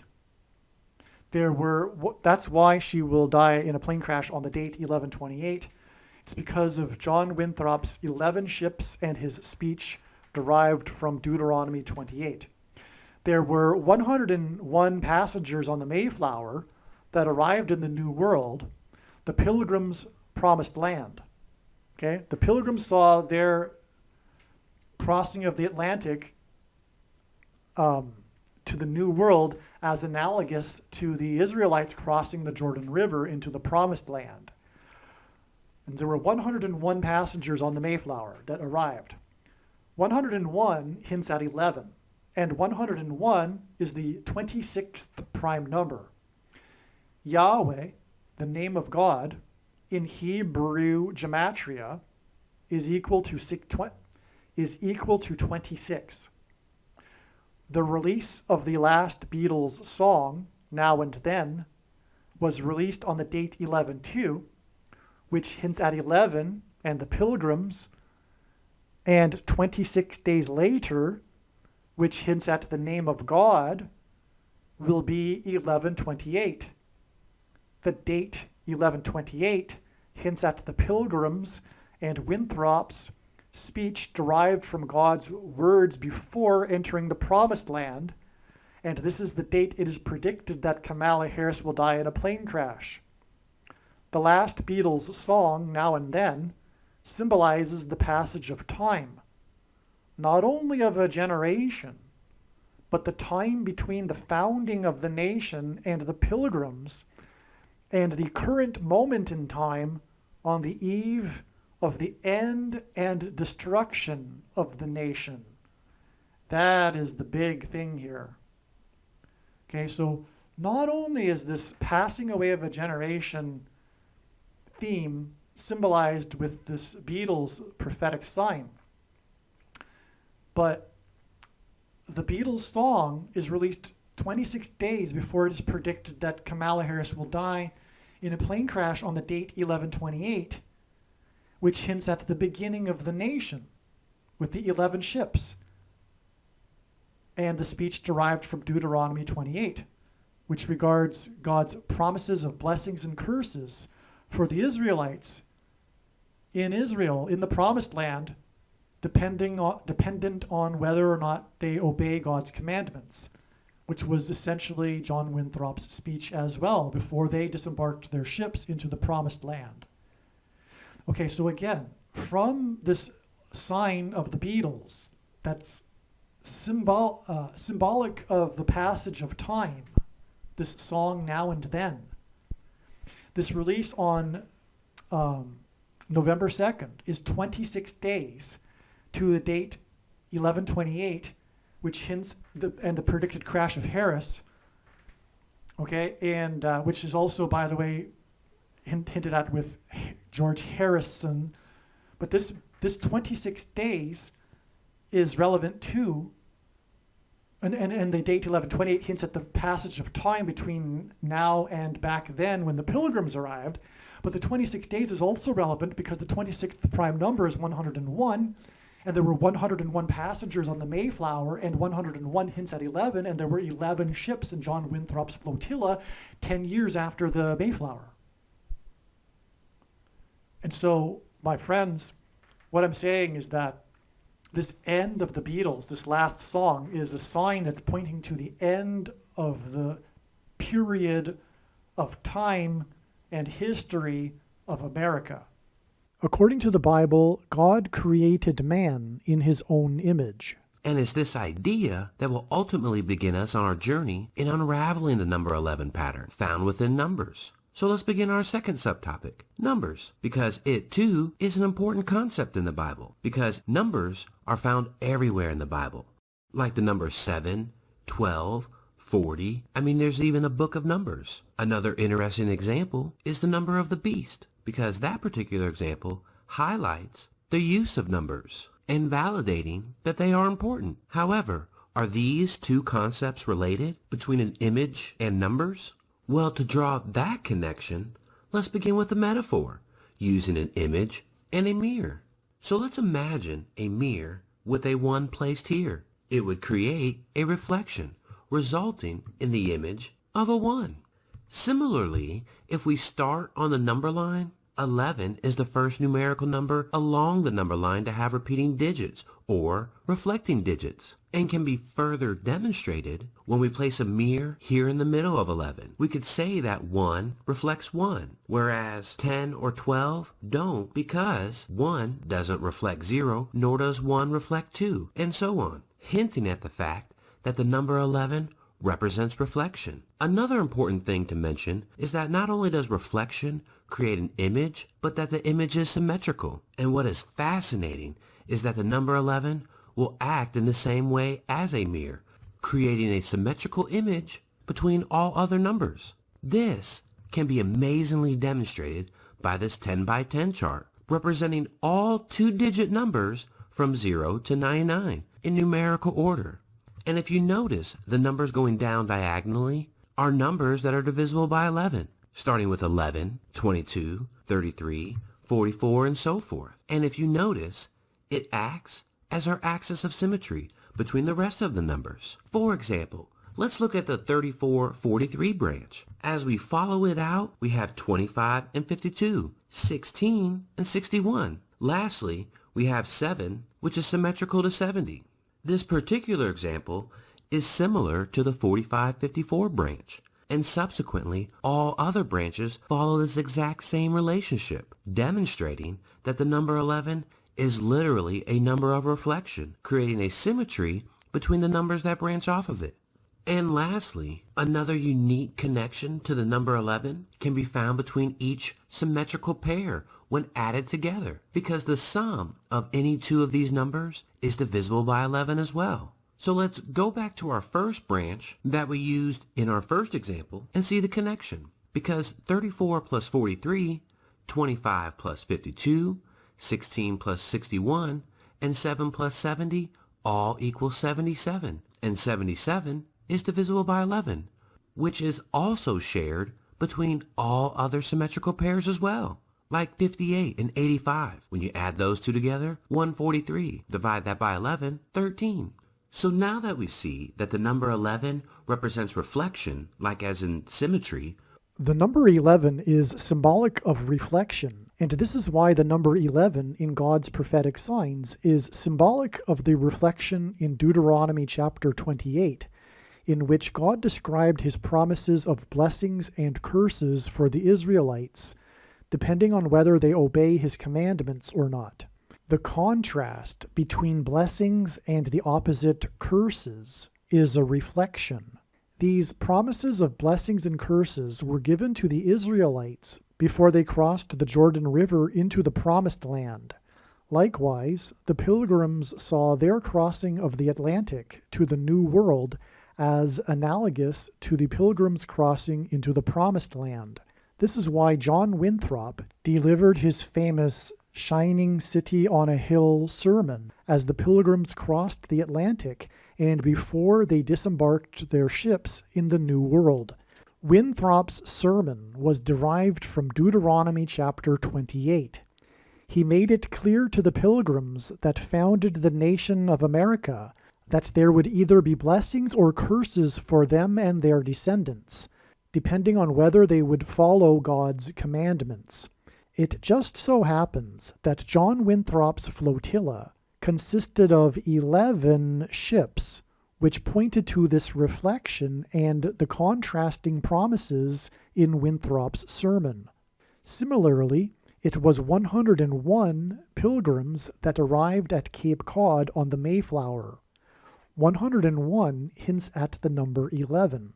The journey on the Mayflower took a long, arduous 66 days, and the number 66 is the 11th triangular number. In a triangle of numbers, the last number in the 11th row is 66. John Winthrop became the first governor of Massachusetts, and he lived on Governor's Island, which in the 20th century was converted into Logan International Airport. It was from Winthrop's Island on 9/11 in 2001 that Flight 11 departed. Flight 11 had a crew of 11 people, and it flew into the Twin Towers that looked like a giant 11 in New York State, the 11th state to join the Union, in New York City, a name that is made up of 11 letters. And this is because Jesus coined the phrase the 11th hour, which in ancient Israel referred to the last hour of daylight before darkness, and in English is an idiom that means last chance, time is running out, as in last chance for the nation to repent and turn back to God before judgment destruction. In Ronald Reagan's famous farewell speech to the nation from the White House Oval Office, he used the phrase and theme of a shining city on a hill, which he deliberately borrowed from John Winthrop in order to reference the spiritual founding of the nation in the righteous Christian God of the Bible. In his address, he also mentioned John Winthrop's name. Reagan's speech was on January 11, 1989. The date January 11th, 1/11, hints at the number 11. Before becoming the president, Ronald Reagan was the governor of the 31st state to join the Union, California. The 11th prime number is 31, and on the 31st anniversary of Reagan's City on a Shining Hill speech, 11 people were killed on the date 1/11 in 2020, due to Winter Storm Isaiah, a hint at the prophet Isaiah in the Bible. On this same day, the MVP in what was at the time the most recent Super Bowl, player 11 for the New England Patriots, was arrested at 9 p.m. in Los Angeles for vandalism. This is because Flight 11 on 9/11 was a flight from New England to Los Angeles. 9 plus 11 days after 11 deaths on the date 1/11 due to Winter Storm Isaiah, President Trump trumpeted the phrase "prophets of doom" in a major speech. The 279th word in Strong's Greek New Testament Concordance is the word meaning unrepentant. This is why Reagan's Shining City on a Hill speech was 279 days before the major prophetic warning of God's judgment that was the 1989 World Series earthquake. This 279 days was also exactly 40 weeks, and when asked by his disciples for the signs to look for of his return, Jesus replied with the metaphor of birth pains in context of earthquake signs. According to the medical profession, the average human gestation period is 40 weeks. Santa Cruz is Spanish for Holy Cross, and this is why the epicenter of the 1989 World Series earthquake occurred in the Santa Cruz Mountains, 10 miles from Santa Cruz, California, and caused a section of the Bay Bridge that connects the two cities that were playing in the World Series at the time of the earthquake to collapse, which hinted at the bridge between man and God, which is the cross, having been collapsed. And in the most central prophecy in the Bible, in Daniel chapter 9, the Messiah is put to death on a cross after a period of 69 weeks, which is why the earthquake was a magnitude 6.9 and was in California and was exactly 40 weeks after the City on a Hill speech by the 40th president, who was the governor of California. And the 1989 World Series earthquake hit and caused fires throughout San Francisco, a city known for having been built on hills. It is because the number 11 symbolizes God's promises of blessings and curses for his nation in Deuteronomy chapter 28 that it is predicted that U.S. Vice President Kamala Harris will die in a plane crash on the date 11/28 on her way to or coming back from the 31st state, which will lead to the curse of the Antichrist president. John Lennon in English gematria is 726. The 726th word in Strong's Concordance is the word meaning rapture. Okay, so if you don't know what the rapture is, that's when God's faithful will disappear before the severe persecution from the Antichrist and go and be with Jesus in the kingdom and then return with Jesus. At the end of the video of the Beatles' last song, the Beatles members disappear and vanish, just like those in the rapture will disappear and vanish. And that's why John Lennon's name equals 726. In Bible prophecy, it is said that God's faithful will disappear and vanish. They will be raptured in an escape of severe persecution from the Antichrist and tribulation in the world. This rapture event will be on May 26th, 2024. May 26th, 2024 is 206 days after the release of the last Beatles song, which includes the video of them disappearing. 206 hints at 26 and the name of God. Through the name John Lennon and the name of God, God has confirmed the date of Harris's plane crash, which will lead to the rise of the Antichrist, and also the date when he will rescue his faithful from the Antichrist, with two numbers that symbolize 26 in God's name. 26 days and 206 days. Right? From the release of the song and the video, it's 26 days to Harris's crash and 206 days to the rapture.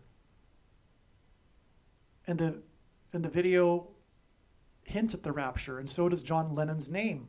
And we get the connection through God's name of the number 26. The vanishing of the Beatles in the video is a rapture sign.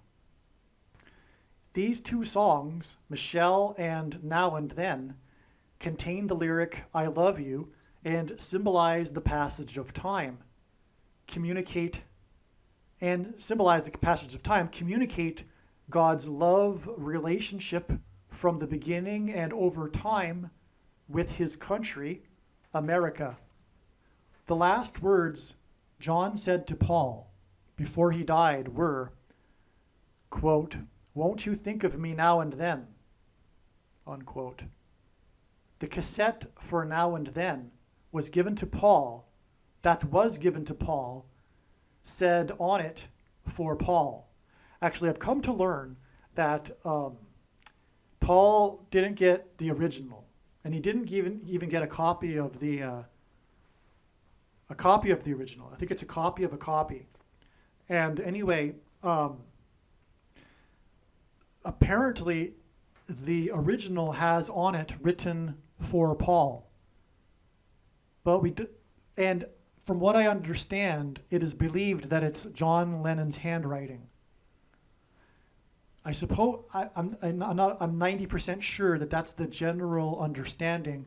Although I did hear somewhere that it's possible that it's Yoko Ono's writing when she was going through John's stuff or something and wrote it on it. But that's like bringing in the doubt. But there is no doubt, because we know intuitively what God is communicating here through his signs. We know what God is communicating. It is a love song for Paul. And when you think about it, the lyrics also are clearly a friendship. It's clearly friendship. And anyway, what's the bigger point here, though, is that the last words from John to Paul were, "Won't you think about me every now and then?"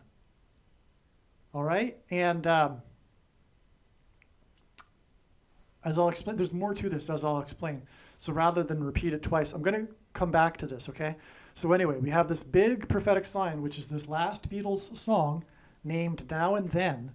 And it is speculated, although it's not, for me, speculation, that the song was written by John for Paul. All right? So, yeah, these words were on John's mind. And that's why he said these words to Paul and wrote a song named Now and Then. All right? And he says in the song, "It's all because of you." So, anyway, it's such a beautiful thing, actually. The song reached but I'm going to come back to that in a second. Okay, so the song reached #1 on November 10th. This is a series of ones. This is more confirmation that the symbolism in the date 11-2 hints at the number 11 to the power of 2, and is confirmation that John Lennon's name hints at its gematria that equals 11 to the power of 2.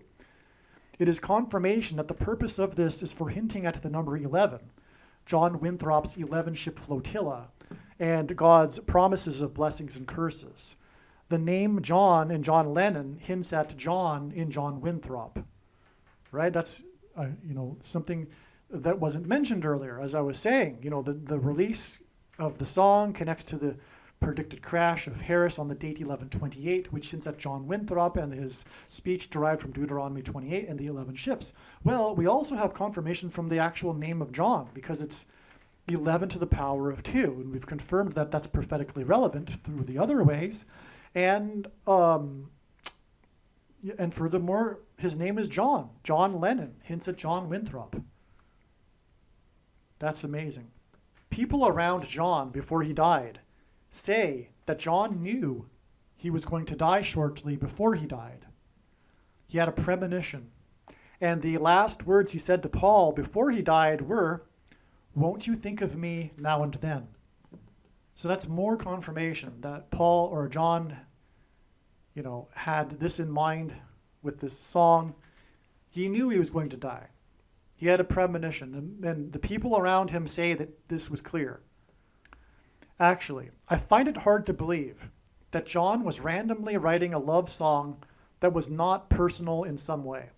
And knowing what I know now about John's life in his final years, it is highly unlikely that the song was inspired by his relationship with Yoko. So I've come to learn that his relationship with Yoko wasn't very good in the end. Or who knows for how long it wasn't good. I don't know. But it wasn't at the time that he was writing the song. Okay? That's, who am I to say, really, right? But that's what I understand. So I find it hard to believe that it would be about Yoko Ono, furthermore. But it's clear for other reasons that it isn't about Yoko Ono anyway. In my opinion, it was most certainly about Paul. "You know it's true, it's all because of you," the lyric. Additionally, the last words he spoke to Paul were, "Won't you think of me now and then?" And it is also quite likely that those that say that John had a premonition that he was going to die are telling the truth. Therefore, the song written in 1978, shortly before he died, was a sort of goodbye to Paul. Having thought about it, I highly doubt Yoko wrote on the cassette for Paul. It was written by John. John wrote for Paul on the cassette. On a personal note, there was a night in Madrid in 2017 after spending an exhausting day handing out flyers. By the way, If you'd like the file for the flyer that I hand out, please contact me. And in my opinion, everyone should be doing this, handing out flyers. And in my opinion, it should be my flyers, because the typical evangelical tracts are not appropriate. First of all, they're largely containing errors, theological errors, talking about the love of God when it's never the love of God is never spoken to to unbelievers in the Bible, including in the book of Acts. All right. Second of all, if you are watching this video, you have valuable information. It's a bag of gold. So that's another reason for not handing out typical evangelical tracts. You need to be handing out the flyer that I have, or something very, very similar, right? But the flyer I have is, a lot of time is put into it, a lot of information on it, and that's the key. It's not just one even paragraph. It's tons of information, that people desperately need to know right now. If you are a watchman, which I assume that you are if you're watching this video, you're interested in God's prophetic signs, you need to be warning people as a watchman, right? You need to, as the Bible says, the sons of Issachar knew what to do according to the times. You need to know the times that you're in order to know what to do. All right, so anyway, I really don't know what people are thinking if they are not doing this. Even if they're shy, handing them out anyway, courage isn't a lack of fear, it's action in spite of it. You can hand them out on busy street corners and mailboxes, car windshields and busy parking lots, all right? And you need to be doing something like this all the time, right? I don't understand what people are thinking. It's a bag of gold, and Jesus warned Christians that did nothing with their bag of gold that they would be going to hell. That's clear in Matthew 25, okay? So, all right, so anyway, on a personal note, there was a night in Madrid in 2017 after spending an exhausting day, and you should be exhausting yourself as well. You should be working to the point of exhaustion every day. If you're watching this video, it's probable that you're spending too much, you're a video watcher, the irony here, and that you're spending too much time watching videos. You can't take the knowledge with you to heaven. You need to be using it. And you need to be getting out there every day in your spare time and exhausting yourself, working yourself to the bone. That's what it means to be a follower of Christ.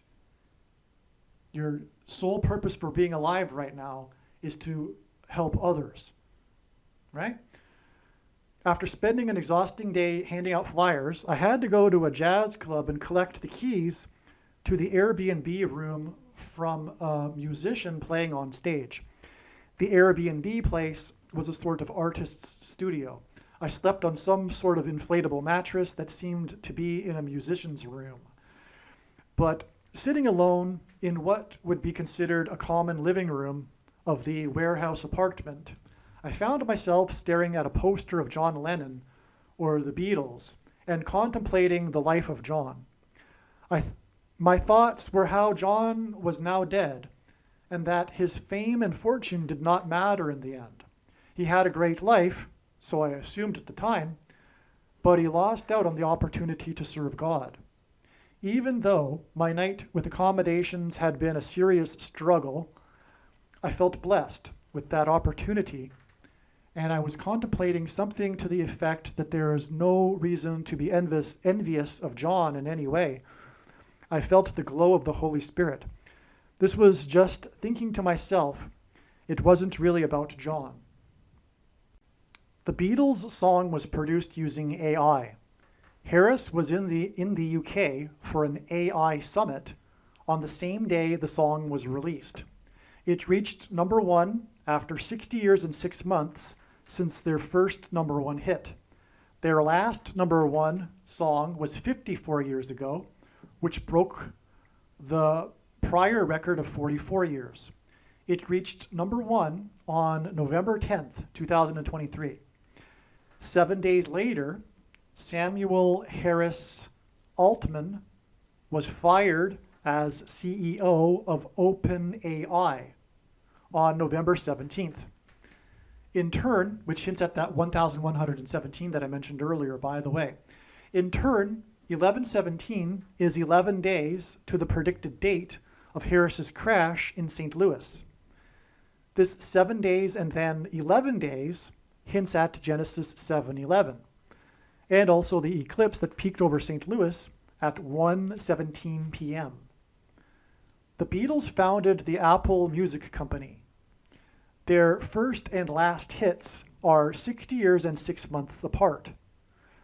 The Apple computer was sold, the first one, was sold for $666.66.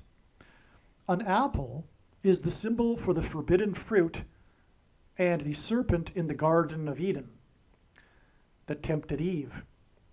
The Antichrist's number is 666. The mark of the Antichrist will be enforced through Apple computer products and AI. Digital currency will be used to enforce the mark of the Antichrist, and this is why their last hit was 54 years ago. The number 54 hints at the 54th Massachusetts Regiment and programmable digital currency, because of the story of the 54th Massachusetts Regiment, which was about the $13 that they weren't paid, that the other white northern soldiers were paid, an example of oppressive minority laws. And it hints at, of course, the 13th Amendment, which abolished slavery. The first black regiment was the 54th Massachusetts Regiment. And anyway, this money aspect of this 54th Massachusetts Regiment story is symbolism for the oppressive minority laws that will enforce the mark of the Antichrist through programmable digital currency and the rationing of food, which, by the way, also Apple hints at. The apple is a food. This 54 years record broke the prior 44-year record because the 44th president is the Antichrist. The eclipse peaked for 4 times 40 seconds. There are 44 days remaining in the year after November 17th, the day that the CEO of OpenAI was fired. And on November 17th, it was announced that 44,000 hours of 6th day of the first month footage is to be released. Okay? That's another prophetic sign. But anyway, again, the date 1117 hints at Obama, and the Antichrist described in Leviticus 11:17. Okay?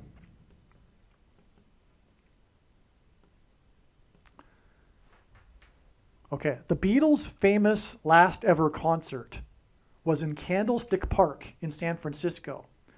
The Lord has used Candlestick Park in other signs, including the 1989 World Series earthquake and the power outage during a Monday night football game that was on Hanukkah Day 1, which made the name Candlestick hint at the menorah candles in the temple.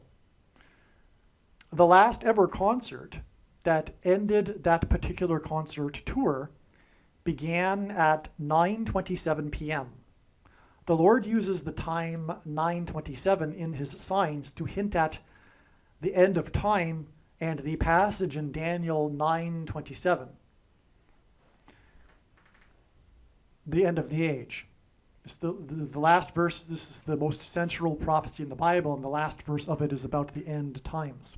9:27, Daniel 9:27, which is the verse about the end times, which confirms the significance of the last ever Beatles concert, the end of Beatles touring.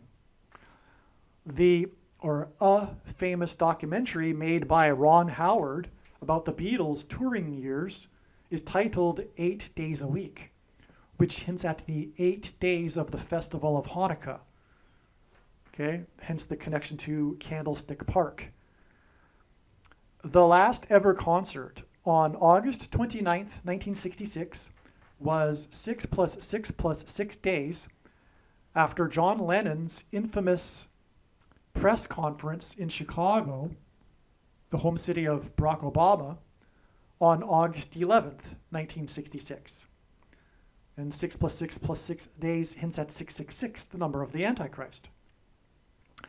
Lennon apologized and clarified his remarks from earlier in the year, which had recently become major news. Quote, Christianity will go, said the unguarded Lennon in February. It will vanish and shrink. I needn't argue about that. I'm right and will be proved right. We're more popular than Jesus now. I don't know which will go first, rock and roll or Christianity. Jesus was all right, but his disciples were thick and ordinary. It's them twisting it that ruins it for me. In his apology on August 11th, 1966, Lennon said, I'm not anti-God, anti-Christ, or anti-religion. John said, I was not saying we were greater or better. I wasn't saying whatever they're saying I was saying. I'm sorry I said it, really. I never really meant it to be a lousy, anti-religious thing. From what I've read or observed, Christianity just seems to be shrinking, to be losing contact. 6 + days after his apology and his use of the word Antichrist was the last ever concert that began at 9:27 p.m., which hints at the verse in Daniel about the Antichrist. To confirm his signs, God pairs 9 and 44. From the last ever concert, it is 4,440 hours, the equivalent of 185 days, to the 9th Grammy Awards, in which the song Michelle won Song of the Year for the year 1966.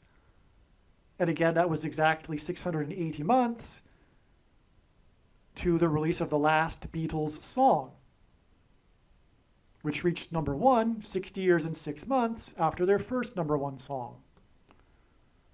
All right, so you got that here? One of the big stories about the Beatles was this moment and this controversy after Lennon said that he was bigger, that the Beatles were bigger than Jesus, right? To sum it up.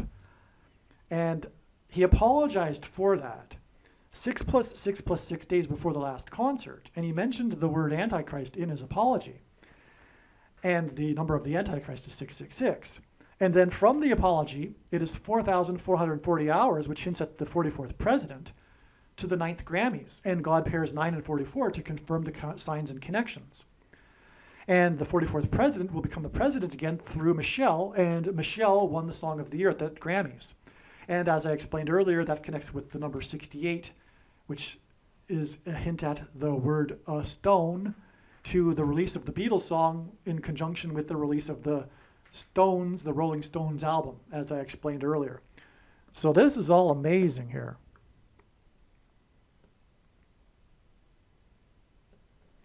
And so, here we have it. The Beatles represent the baby boomer generation, but the baby boomer generation and their cultural revolution represents the radical departure from God. And the Beatles also represent this cultural revolution as, in a way, they led the way. It's not even as in a way. They did lead the way, literally. The Beatles led the way in the cultural revolution. You know, and God designed it, by the way, for them to break up at the appropriate time when they no longer needed to be leading the way of the cultural revolution. You go into the 1970s and the cultural revolution is well underway by that point. And so the purpose of the connection to the song Michelle in 1966 is to point to the words of John Lennon in 1966. That's the bigger picture here, okay? Yes, okay, we got this fine connection to the song Michelle, hinting at Michelle. Of course, she will enable Barack to become the president again, but there's more to it, right? Now, as I mentioned earlier, you know, Michelle was born, 1 year, 8 months, and 8 days, 188 before the song was released, etc. But there's still more to it. Ultimately, it's also pointing back to this year, 1966, right? That's also, again, why the 60 years and 6 months connection, too, between the first and most recent or last hit, number 1 hit. It's all about 1966, but it's pointing to 1966 because of the symbolism in the last concert that was 6 plus 6 plus 6 days after John apologized for his controversial remarks about Christianity. And that's what it's all pointing to here. Because the Beatles embody this sentiment towards Christianity in the baby boomer generation and the Cultural Revolution. That's what it's all about here. All right, so this is the bigger purpose of this last Beatles song, Prophetic Sign. It is a passing away of a generation sign, but it isn't just any generation. This is the baby boomer generation, the drivers of American culture for 60 years. It is entirely fitting that the end of the baby boomer generation would coincide with the end of the age, and the return of Lord Jesus Christ. I have read about and been quite interested in the subject of generations and their roles in social history.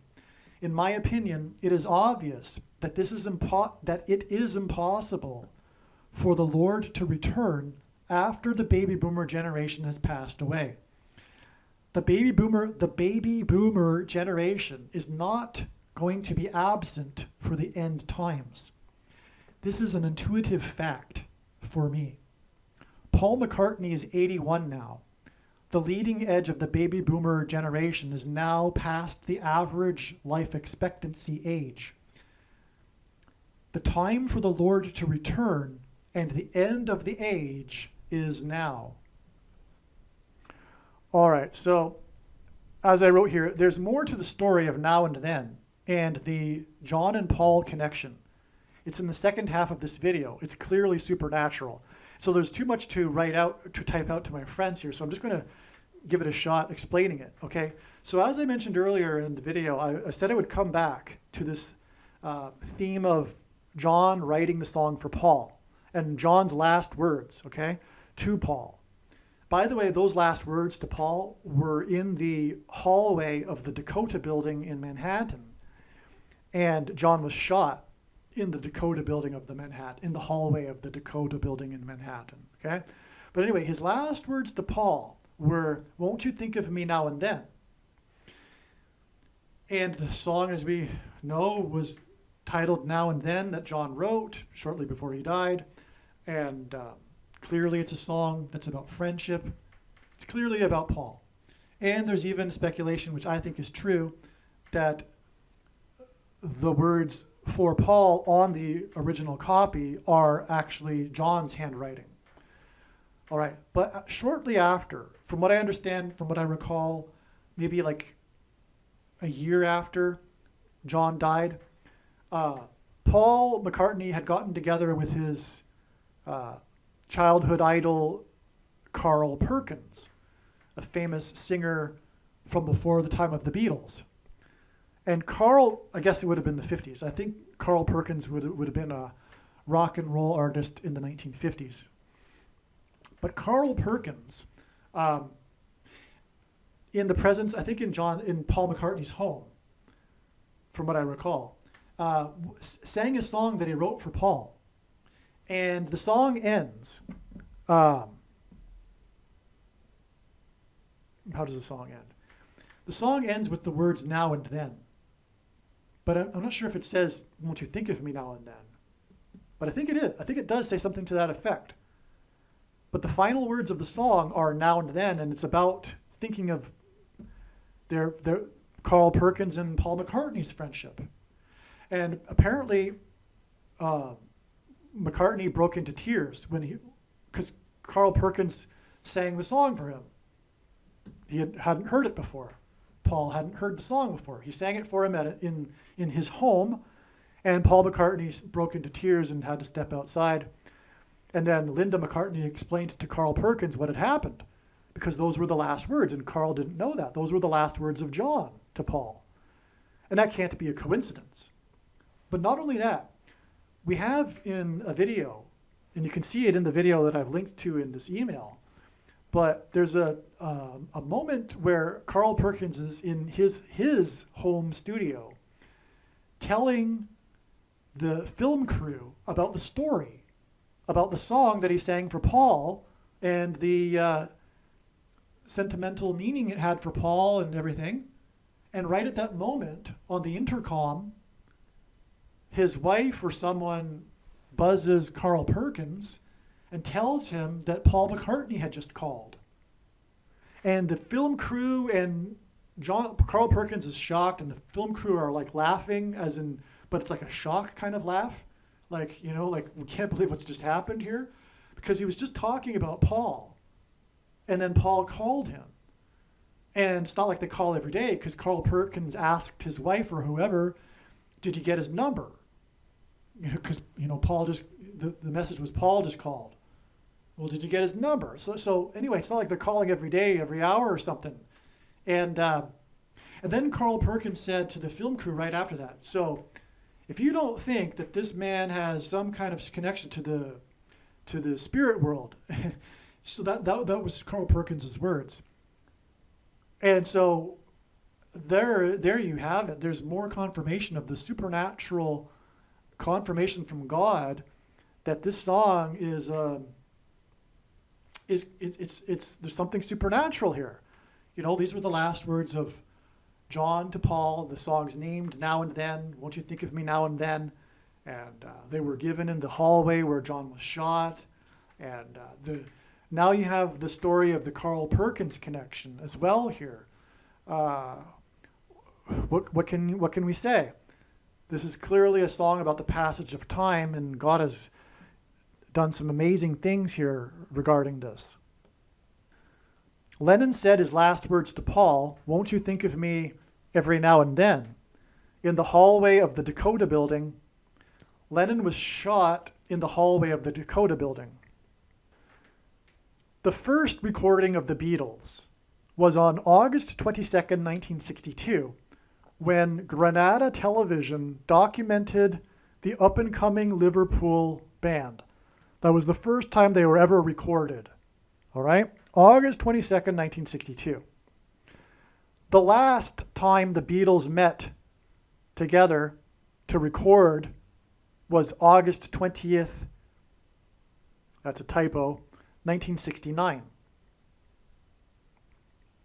2 days later was their final photo shoot at Lennon and Ono's home, the photo shoot for that album. The final song they recorded on August 20th, 1969 is titled The End. It's the final song on the Abbey Road album. In Daniel chapter 9, the end of the age is a symbolic 7 years. From the beginning of the Beatles first being recorded to the end with the song titled The End, it is exactly 7 years. In the song, McCartney plays tribute to George Harrison by playing a slide guitar. Harrison's biggest song was My Sweet Lord. Okay, the new song, the song Now and Then, used AI, artificial intelligence, in its production, and it was released on the same day that Kamala Harris, which is hinted at with George Harrison and the slide guitar, was in the UK, the home of the Beatles, to speak about AI. That's astounding. All right, again, the song used AI in its production, and a part of the song points to George Harrison because of McCartney's playing the slide guitar. And the Beatles are from the UK. I mean, they were called the British Invasion. Oh, you know what? That's probably part of this too, because the Beatles are known for this British invasion, which was in the 1960s, and this large number of British musicians that became the biggest hits, right? And the Beatles were the biggest of the British invasion, as they call it. But this would be symbolism for the invasion, which is currently symbolically happening with the southern border. That's also symbolic of what's coming, but it also is an allusion to Revelation chapter 12 when Satan and his angels are thrown down from heaven to earth. That's an invasion of the demons, right? And ultimately, we are talking about eventually here next year a mass demonic possession and genocide. But anyway, so invasion. Okay, so that's amazing. Harris was in the UK on the same day speaking about AI, on the same day that the song that used AI that was released, made by the Beatles, who are from the UK. Okay? 11/2, the date, hints at two planes that crashed into the two towers that looked like a giant 11. Beginning with Flight 11 with a crew of 11, by the way. That's what the date 11/2 hints at. 11/2 in 2023 was exactly 36 months, and God uses 36 months for a few reasons, but one is that in the Bible, King Ahab was given, or rather, God relented from destroying the kingdom of Israel after King Ahab repented, and God relented for 3 years. That destruction that would have happened had King Ahab not repented. Well, anyway, Bill Clinton repented exactly 3 years to the very minute on live television with a pastor before the last building collapsed on 9/11. Anyway, 36 also, because 36 months is 3 years.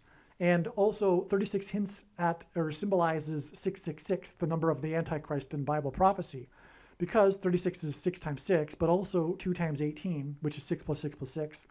And the 36th triangular number, which in a triangle of numbers, the last number in the 36th row is 666.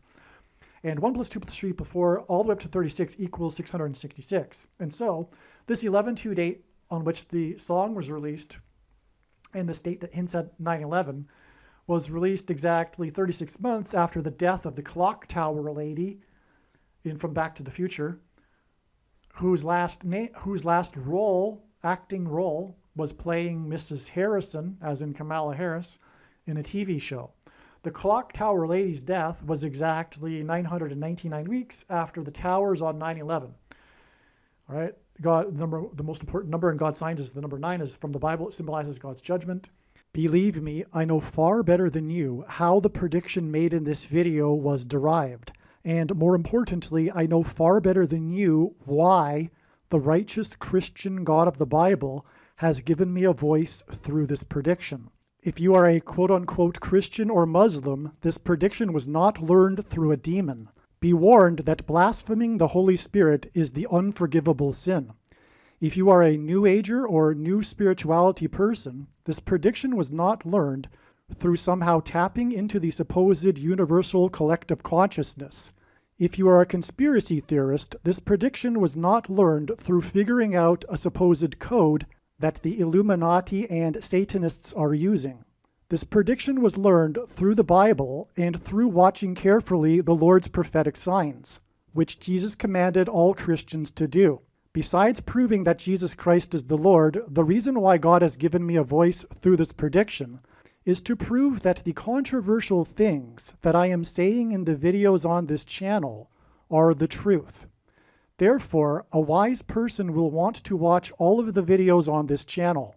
What I will also do is create a video or two that summarizes some of the controversial things that the Lord will prove to be true when the prediction being made in this video comes to pass. I will leave links to these must-watch videos in the description box below this video. Again, the purpose of this prediction, that is from God, is to prove these things that I will talk about. And therefore, it would be foolish to not watch the videos that I will leave links for in the description box below this video. Aliens and UFOs are demons masquerading as aliens and UFOs. Most people's spiritual experiences are demonic deception, especially if they are not a true follower of Christ. In the last days, many people who claim to be a follower of Christ will have spiritual experiences that are in reality demonic. God became a man and died a horrible death at the hand of the ruler of this world, Satan, and then defeated death for you, so that you too can overcome death, which is the price that must be paid for sin. It is time to repent, which means to change one's ways and turn to God and become a disciple of Jesus. Please leave a like and upvote the video, and once this prediction has come to pass, share this video with everyone you know, and more, don't stop sharing it everywhere in social media. It is essential that everyone immediately read the homepage of my website, TrumpPrediction.com. If you are watching this on the YouTube platform, please note that not all of the videos are on YouTube. You need to switch to the Odyssey.com or Rumble.com channel, and do it now in case you aren't able to later.